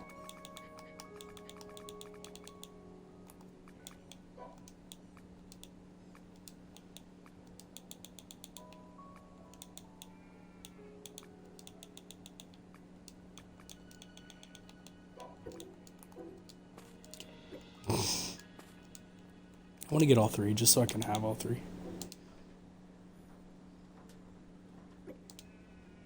Damn. Yep, still 45% for the bottom 2. Ah, there we go, finally. Got all 3. Okay. So, the difference between Ancient Veteran and Ancient Veteran Bears is an extra 15 attack points. But when you start equipping all your stuff together, start adding up very fast. And also I can bake some rings with the Ancient Veteran Iron and potentially get even more attack. Because the rings only cost... Come to your blacksmith. You can also make all your accessories down here. The easiest ones to make out of any of these are all very complicated because you have to kill very specific monsters at a certain level. These are all kind of annoying to make except for these very first 2. Because you can make them out of iron and glass, and it's very easy to find good enchantments for both magic and attack users, and you can get them all on the iron. And glass is very easy to make because it's just sand. This is why I said before I should probably make some. I can only make 2. Damn it, I need more sand. Oh well. But yeah, that's what I would do. Is basically take the ancient veteran iron and make it into as many things as you can wear. So like the red beret, your iron armor, your two rings, your amulets. Um, you know what I mean? Like you can also make combat tools. So your arrow slot, instead of just arrows, you can have these things down here. So this is the same slot as an arrow slot. So arrows go here, the arrow pouch, or the combat pouch, the iron whetstone, and then the talisman. This is for magic users because it gives you 20 magic attack, and it has the magic shield skill attached to it. So if you made this and then wore it, you could then use it on your hotbar to activate the magic shield skill. This, the iron whetstone, is meant for attacking users or attack builds because it gives you 20 attack just for holding it. The materials used for it are lean well into the attack builds because it's one iron ore, a bird feather, and an ivory. It also has weapon polishing as the skill on there, so you can skip having to, in your skills in your combat, you could skip the 1 point you have to use in here. And you can just put it somewhere else instead. So yeah, these tools go in that slot. So I may end up, as soon as I can kill an elephant, I'll make myself a whetstone. Because that's the only thing that drops ivory. So drop from enemy ivory. Alright, and then I also have other iron, or other armors I could make, but these are just made from leather. So it's like, this is the early form game. But then iron, obviously, because I already made one that's better. Ancient veteran bear. That's pretty decent to start. Very quickly, as soon as I start getting crocodiles from this island, I can start getting dangerous enchant in my builds, which is very, very good. But I think, what time is it? I think I might call it here. That was another very, very good. Oh shoot, there is so much stuff. See how very quickly this stuff gathers? I probably don't need any more after that. So yeah, once you're done gathering those materials, you just catch the monster to stop the production, and you're good to go. And if I needed to start it again, you just throw the sheep back on here. But pretty soon, I think I'm going to advance the age, so that way I can get myself the droppers and absorbers, so I can really start this stuff going. Okay, that should be good.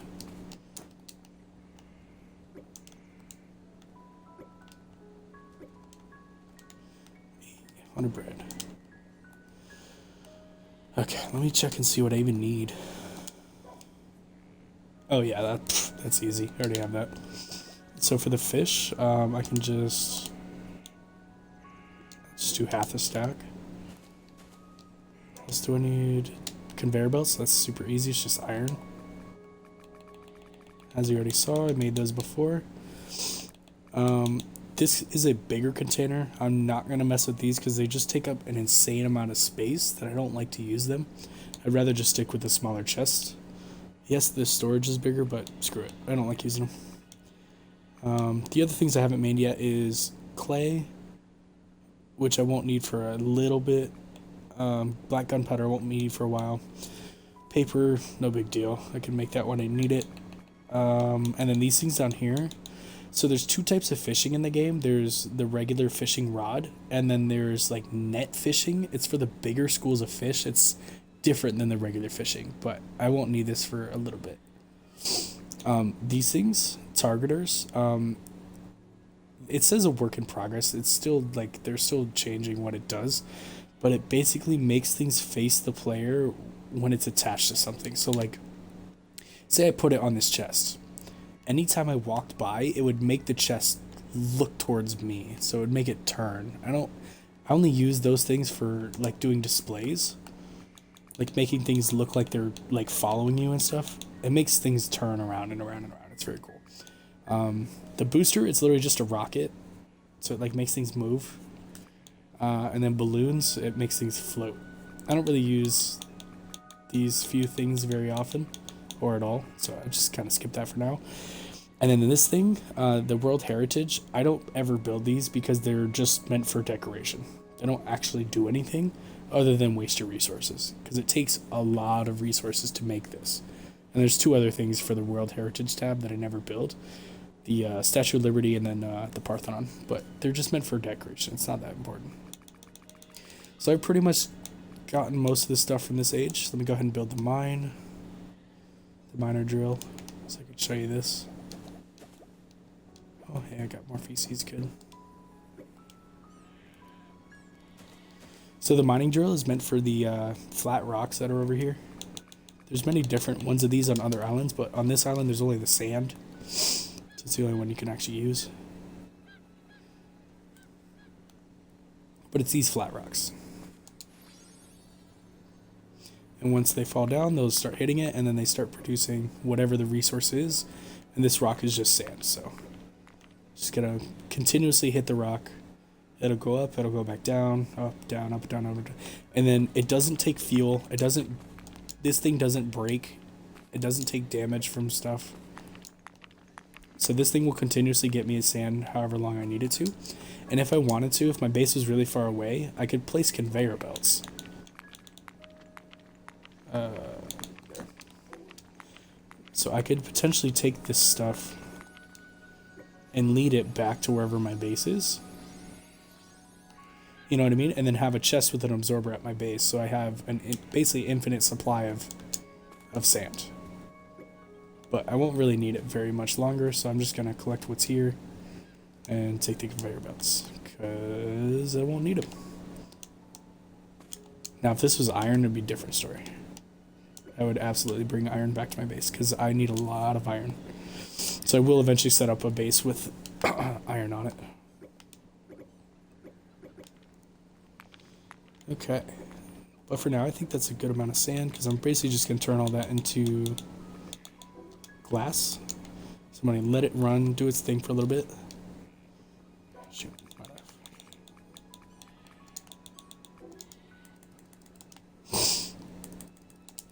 Okay. And a lot of people get confused when they start building with newer items. They always like, wash away, so it stacks easier. Okay. When they're like placing it, they're like confused. They're like, why is it underground? Why is it underground? It's just because it's snapped to the grid, just like how the floors are. So you just, certain parts of the island are not straight. So when you start getting over here, it looks like it's underground. You just got to raise it up and look in the air. And then start placing here. And as you start going up, you can just look up again and do the same thing. So don't get confused when things are like underground. You can still mess with it. And this is just snapping to the grid. If I didn't want to snap to the grid, you don't have to. You can unsnap and place it however you want. It's just that this lets you do more minute changes than snapping to the grid does. So like, say I'm doing this, and for some reason I want it to come here, but it's like, I don't want to have to do that. You can just unsnap to the grid, and then just raise it a little bit. You know what I mean? And then just keep going. It just takes a little bit more practice building like this, because obviously the changes are more minute, so it's easier to mess it up. But for the most part, you want to stick with the grid snapping, because it just makes things so much faster.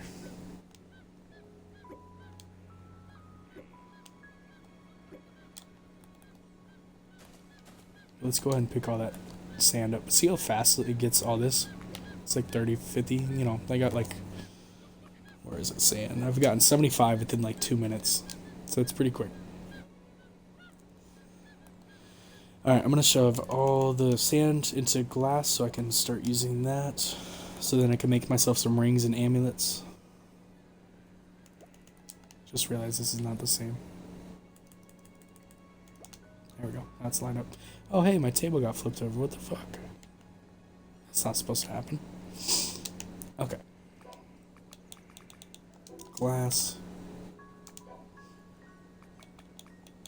One Pokeball. Alright, what other things can I build from this age that I haven't yet? So just like the original cannon, this was just a 45-degree cannon. These are the flat and like straight up cannons. It's the same thing. Just does it. You jump into them, they shoot you. Firecrackers just explode. These are made for a specific item. And then gotcha prisms, I need glass, so I can wait for that, and I'll show you how those work. Alright, let's see. Didn't I already have 15 conveyors? Yeah. Oh, I needed 30, not 15. So when you make conveyor belts, they make in stacks of 10. So 1 iron will make 10 conveyor belts. I made the mistake when I was first starting to play this game that I thought you had to make, like I thought I had to click it 10 times. I ended up making 100 conveyor belts, and I didn't need that many. So just do yourself a favor and only make 1 at a time, so it makes 10. There we go. Okay, I think that was, oh yeah, I need 10 cogs. And I'm out of iron. Awesome. Oh, so the only thing I'm missing right now is just some iron so I can advance the age. I don't have enough. So I'd either have to go to another island, or I'd have to fight the stone golem a bunch, but I can just go to another island and grab some iron really quick. Iron's much more available, obviously, on other islands. Once you get past level 3 or 4 islands, it stops showing up, though. Okay, so anytime you come to a new island, the map will be completely uncovered, or completely covered, so you have to, like, actually go around and discover the map. Because as you walk, you start slowly uncovering it.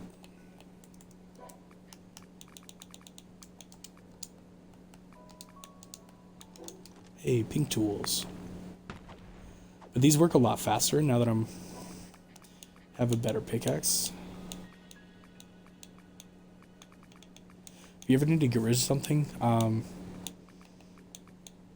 just think what's the easiest to get. I don't use shells anyway, so I just get rid of that. But usually something like straw or stone is very, very easy to get, so you can usually get rid of that shit. Okay, so this island is the NPC island. Anybody named villager something is completely worthless. They don't do anything. The only thing they do is say something. They don't actually give you anything, so you can just avoid talking to them. Same thing, anybody named villager, worthless. Anybody named something different than villager is actually doable, is worth something. So like there's a merchant right here. You can buy things from him. He has access to a bunch of different shit. You can buy iron from them.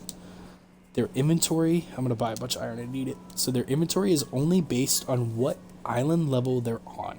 So we're on an island level of 1. So his resources that he's going to be selling is pretty basic. So a level 1 sword, some shitty coins, a pretty basic wizard staff. This is where I usually start off with staffs, just in case somebody's magic user. This is usually my first staff that I grab. There's things that you can offer to the other NPCs, another sword, more talons, and if you notice, some things are in stacks of 100. So like these talons, there's 100 of these talons that you could buy, and they're 900 per talon, so you'd have to spend 90,000 to buy the whole stack. So you already saw, I already bought the entire stack of iron that cost 18,000 gold for 100 iron. It's not bad. Fish, if you need a bunch of fish for something, you can buy them from here as well. You could also catch the merchant himself, which is what I'm going to do because I need him to make a bunch, because you can put him on the breeder.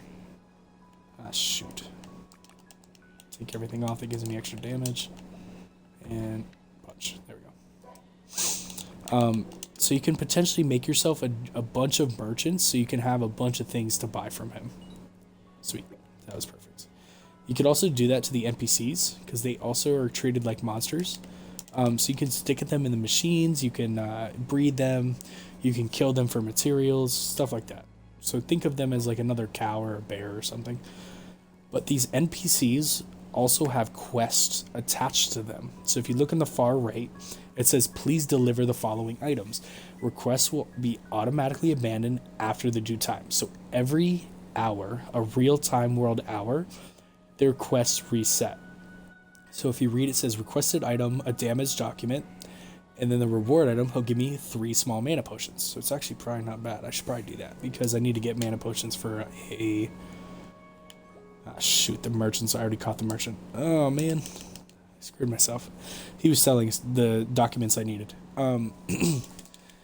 So basically, these guys will ask for certain things, and they'll give you certain things. And there's a certain time limit. So right above where I'm highlighted right now, it says due date, day 24. There's 22 real-time minutes left remaining. So if I back out, underneath my mini map on the top left, it says what day it is. It's the 22nd day.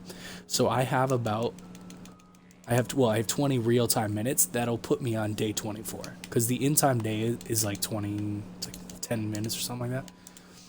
So in 20 minutes, this request will change. He'll ask for something different. He'll offer something different, and that changes every in-game hour. See how the merchant's back? They respawn after a little bit. So he's probably selling different stuff. Yeah. So the guy was asking for a document. He's not selling a document, which is fine. But he's selling fangs, he's selling damaged fossils, another staff, more talons, a different sword. This one's actually better than the ones I have, so I might actually want to buy it. He's selling a bow and a research sample, so it's another item for... See how it says delivery item next to its picture? That's how you know you need it for NPCs. So if I highlight over the fossil, it says delivery item right next to it. That's how you can kind of start figuring out what things are for as well. This guy, he's a villager, not important. Blacksmith, Fergus, he probably fell in the water because he's an idiot. Yeah, he fell in the water. For some reason, the blacksmith likes to walk like right here, and then he'll just fall in the water and take damage and die. He will offer you, he has an NPC request. He offers the slates of growth, which are very important, for 1 log. It's the best trade you can do in the game. Give him a log every time he asks for one, because he'll give you a slate of growth every time. Another villager, doesn't matter. This is a big NPC village. These houses don't actually have anything in them. There's nothing you can grab. There's no treasure. You can go in them. You have to jump to get in. It's just a nice little decoration area. There's nothing to actually interact with. You can't do anything in here. So you don't have to worry about trying to get in here. Regular NPCs don't do anything. They just sleep and do nothing. Any of these name guys, so like Warrior, the Fisher guy, these are all the NPCs you can talk to. So the Warrior guy will only ask for enchanted materials. So right now he's asking for 10 things with the enchantment Scorching on them. So if I had like 10 Scorching iron ore, I could give it to him, and he would give me a bag of silver coins, which I could then in turn sell. There's 20 minutes left, so if he was offering something really good, I have 20 minutes to go find Scorching something, which I just go to a fire island. All right, and the Fisher guy, he will just ask for different types of fish, and he will give you stuff. And I actually had the shrimp, but I used them. That would actually been really cool. But yeah, so the important ones are like the ones that look different than the regular villagers. They'll have like a distinct characteristic to them. So this guy's got a fishing pole. That guy's got a big ass axe. I love how you raised it up right when I said that. And then the researcher guy's like a plague doctor, stuff like that. There's like 7 or 8 different ones, but the 3 most important ones would be like the merchant, the Fergus guy, and then those 3 dudes that I was just talking about. So blacksmith Fergus, he's bald. If you look where it says requested item, 1 log, so you can come over here and literally grab with right trigger and press A once. You can give him 1 log. He'll give you a slate of growth every hour. You just back out and he drops you your slate of growth. I just don't have any room, so I don't need fangs. Fuck it. Slates of growth. Okay, and like I said before, once you have 4 of these, you could take them up to Anubis in the sky. Once you can get up there, he's much closer on the beginner island versus here where you'd have to like go really high up in the sky. Once you get 4 of them, you could trade them to him for stat increases to either your health, your mana, or your base stamina. It's very, very worth it. But I need iron, so that's what I was here for originally. I just wanted to kind of sidetrack and talk about the NPCs. I did catch myself a merchant, which is good. If I had another Pokeball, I'd buy a researcher. Or I'd catch a researcher because he can be used for a few things. Now, the Fergus, for some reason, he loses... See how he jumped in the water again like an idiot? I don't know why he does that. When you catch the Fergus, he loses his NPC ability to do his fetch quest. I don't know why, but he does. The merchant does not, however. You'll still be able to buy things from him. Even if you produce a bunch of him, they'll all sell different things. But for some reason, like the other NPCs, like Fergus... and the researcher and the fisher and stuff, they lose their NPC fetch quest ability when you catch them. I don't know why, they do. So you'd always have to come back to one of their islands that they exist on to talk to them. Also, this is a copper bedrock. There's also iron, silver. There's also many different monsters on other islands, so you gotta be careful. They're not always very nice.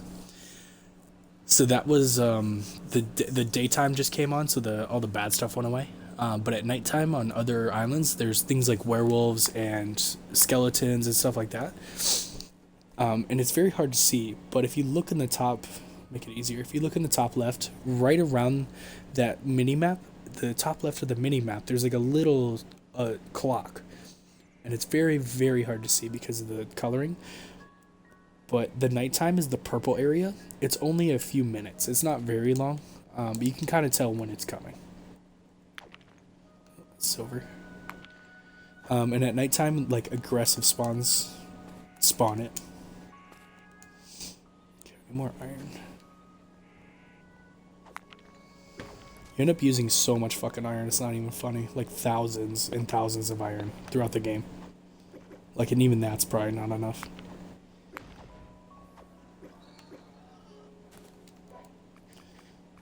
Like, this entire inventory could just be straight up iron and it wouldn't be enough. Damn, I need to eat something. Fried chicken. There we go. That's actually 50 hunger. That's good.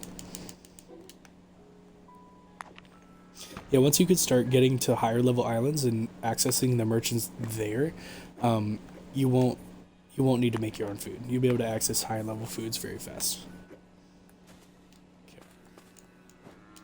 Also, notice how the levels are higher now, like a level 11s and stuff, versus the beginner island that was like levels 1, 2, 3, and 4. You slowly start gaining levels the higher level islands you're on. Also, I forgot to equip my stuff.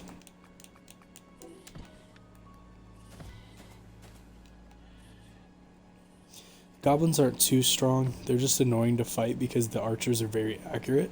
So you gotta learn how to dodge.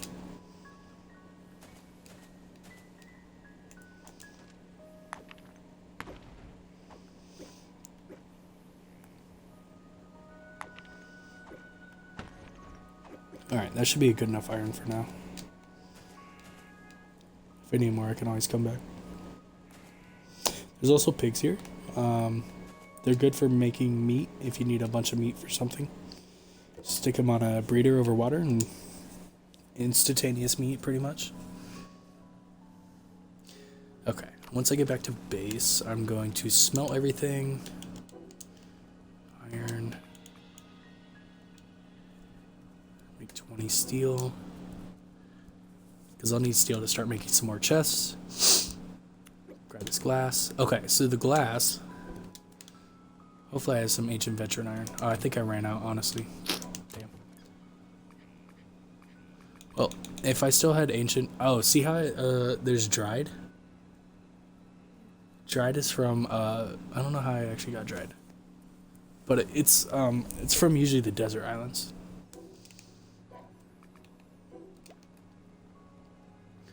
But basically, if I had the ancient veteran iron, I could come down here and make it into rings or amulets. So rings give you defense and amulets give you attack and magic attack, so it's just really up to you which one you'd rather have.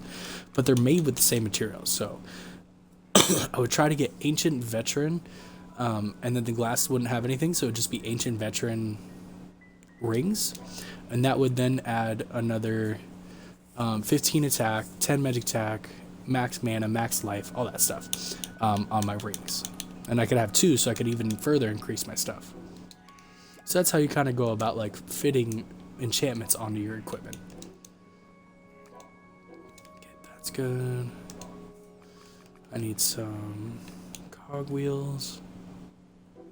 10. I think that's all I needed to advance the age. And then I'll just probably call it there. Just kind of show you some stuff for the next stream I'm going to do tomorrow. I did my stream for my other characters today, the mage playthrough I've been doing for over a month. I did that earlier today, so I'll probably try to do both again tomorrow. Okay, there we go. Oh, we need one more. Alright, here we go. Next stage. Age of Evolution. Alright, so anytime you unlock new stuff, and the whole time I have not been saving. I am so sorry. I need to make sure I do that. Save man. That would have sucked if something had crashed. Okay. Anytime you advance the age, I always just come through and check the workbench, the hatter for more head pieces, the blacksmith for all the new gear, furnace so I can see what new stuff came unlocked, so like gold and this stuff up here and this stuff down here. I check the cooking pot, see what kind of food I can make, potions, and then I check my furniture workbench to see what kind of new shit got unlocked in the furniture, because a whole bunch of stuff always gets unlocked. And then I also check my machine factory because there's new machines I can make. So like cars, a helicopter, which is very important. Yeah, these cars are pretty quick too. But yeah, so like there's always new shit you can always make. Whenever you advance the age, there's always new stuff you can unlock. So best thing for me for food right now, sandwiches, because it only costs one bread and one egg. Let's go and make a bunch. And it gives you 60 hunger per sandwich. And I actually messed up and I forgot to add the fried enchant. So I'll show you that again tomorrow. Food here. Okay, sandwiches. So if you read the effects, it gives you 90 health back, which is a lot. 25 mana, not bad. 60 hunger, which is really good for early game. And then it adds 25 max stamina. So just by eating this, I gain all that. So it healed me a decent amount. So it's a pretty good substitute for healing early game. And it gives me 60 hunger. So I only need to eat 2 of these sandwiches to fully restore my hunger, which is really good.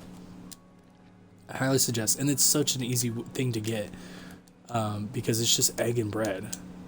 And you can very easily get that stuff. Also, there's another item I definitely hope is unlocked because I need it. It's called an artificial monolith. So let's go in here. So I've unlocked the next tier of stuff. So I went from titanium, now I can go up to gold. I just gotta find it. I unlocked the nutrition supplement. There's a whole bunch of description words in here, but basically this is what you need to throw on tree saplings. Like when you plant a tree in the ground, you need to throw this on the tree to get it to fully grow. So if you needed to make a log farm, you need one of these or multiple. I unlocked a couple of automatic machines. I don't really use these very much, but I may pop these down just so I can show you how they work. They basically take the place of, like, this is an automatic production thing, so it'll make something, as long as there's resources in it, it'll continuously make whatever I choose. Automatic furnace, so if I wanted instead of me having to manually put like iron in here and click iron and blah blah blah, I could just shove a bunch of iron ore in the automatic furnace and just tell it to make iron. As long as there's iron ore in it, it'll make automatic iron ingots. Furniture assembler, same thing. If I needed to make like thousands of like stone walls or something, I would just make this thing, but I don't ever use it.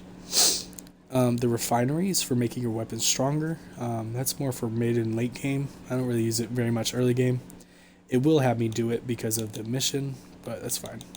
Aha, there we go. A planter. So this is what you need for herbs and things that cannot grow in this thing, in the farming plot. So it says herbs, peppers, but not large plants such as vegetables or fruits. So it's 2 separate things. I can now make a breed improvement thing. That's good. I'll make one of those now. Whole bunch of new stuff. Automatic cookers. Aha, so this thing is what I need right now. So artificial monoliths. It basically, for console users, it keeps the physics rendered in when you walk away from your base. So say I went way off over there, like up on the far part of the mountain. The things that are down here would become unrendered. And when I came back, you have a potential of your animals of being off the machines. So I actually got lucky when I changed islands and came back, it didn't do that.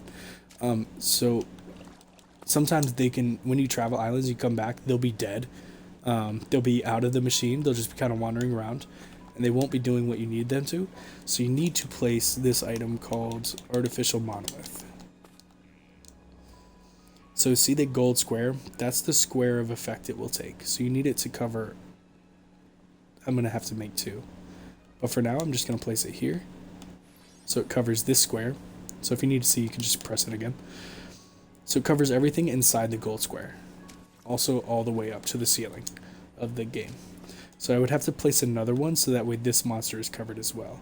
But now when I change islands and come back, these monsters will be guaranteed to stay in here and not like somehow end up out over here.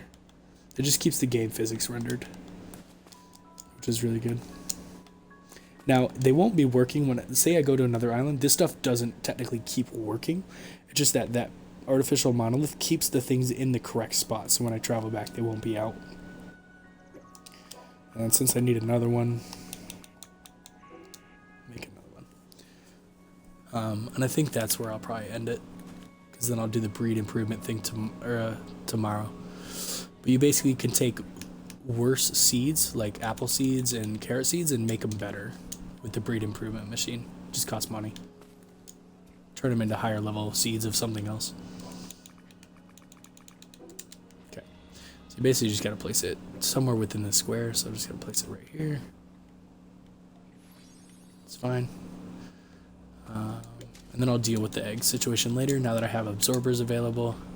So if you go to your market, or your workbench, and go all the way down, it's these things that I'm talking about. So there's a dropper, which drops things out of a machine, and then an absorber, which pulls things into either a chest, the market, anything that has an inventory slot, you can use an absorber on. So I could potentially put it on a market, a chest, anything that has literal, you can use it on cooking pots, or not cooking pots, I'm sorry. Anything that has an actual inventory slot to it, like this chest has these slots over here. So I can put an absorber on here, and this chest can absorb things into it. But it requires a couple items. But yeah, I think that covers a lot of stuff today. Didn't get quite as much done as the first stream. But I still advanced the age and covered pretty much everything in the last age. And now I have something to do for the next one. There's not as many things in this round, but there's definitely more weapons. So I can start making katanas and stuff. And a retriever rod. Good. I'm just going to make this so I don't forget. So this thing is probably my favorite tool out of everything because it does exactly what its name says. You equip it, and usually if I wanted to pick something up, you'd have to hold the button. But this thing, you just point at it and pull it, and it goes very quick. See? And then if I really want to get this stuff back, I can just...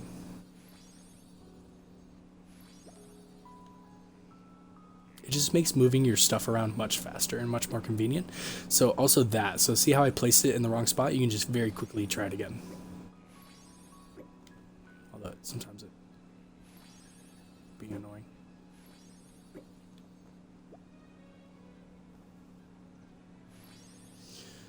Come on. But it makes it very quick to pick things up, so it's not as painful. There we go, when you mess up. Sweet. So that's why I like the retriever rod very so much. Plus, when I do end up moving my main base, because I'm going to take all this stuff down, I can just stand right here, like somewhere up in the air or whatever, and just look at everything and grab everything, each individual thing. And this thing has a very, very far reach. Like, I can literally stand at the top of the mountain over there. As long as I can see something and look at it, it'll pull it. So, like, that mining drill, I can take that mining drill.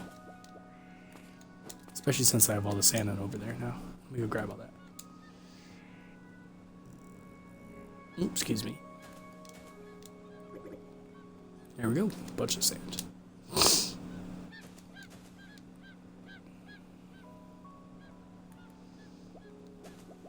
Alright, so yeah, that was a bunch of beginner tips number 2. Just kind of running through all the items and showing how they work and how you can use them together. Such as like the breeding machine and the generators, the livestock machine, how they all like kind of function and work together. So you can kind of use things to your advantage. Using different machines to free up your time so that you can spend it doing other things that you want. So you don't have to sit here and hand make everything or hand do everything. Because a lot of new people, they just get in the rhythm of, they're like, oh, I've been hand cutting this ever since I started the game. Like, that's how I always have to do it. It's like, no, no, no. You start by doing that, and then slowly get yourself to where you don't have to do it anymore. But hopefully you guys learn a thing or two, and I will definitely see y'all soon. Good luck out there, and hopefully you guys actually have fun doing this stuff, you know? That's the whole point. This game's supposed to be fun and relaxing. If you find yourself not having fun, you know, don't play. Or change how you play, you know? Change up what you're doing. Alright, normally I have thumbnails for these videos, but I'll just take something pretty simple like this. Take this kind of picture. You know what? This whole thing can get moved. I don't know how many Pokeballs. Screw it. I'll just take a picture like this. Doesn't have to be pretty. Good enough. Alrighty, guys. Once again, thank you again. And hopefully you guys enjoy. And I'll see you again soon.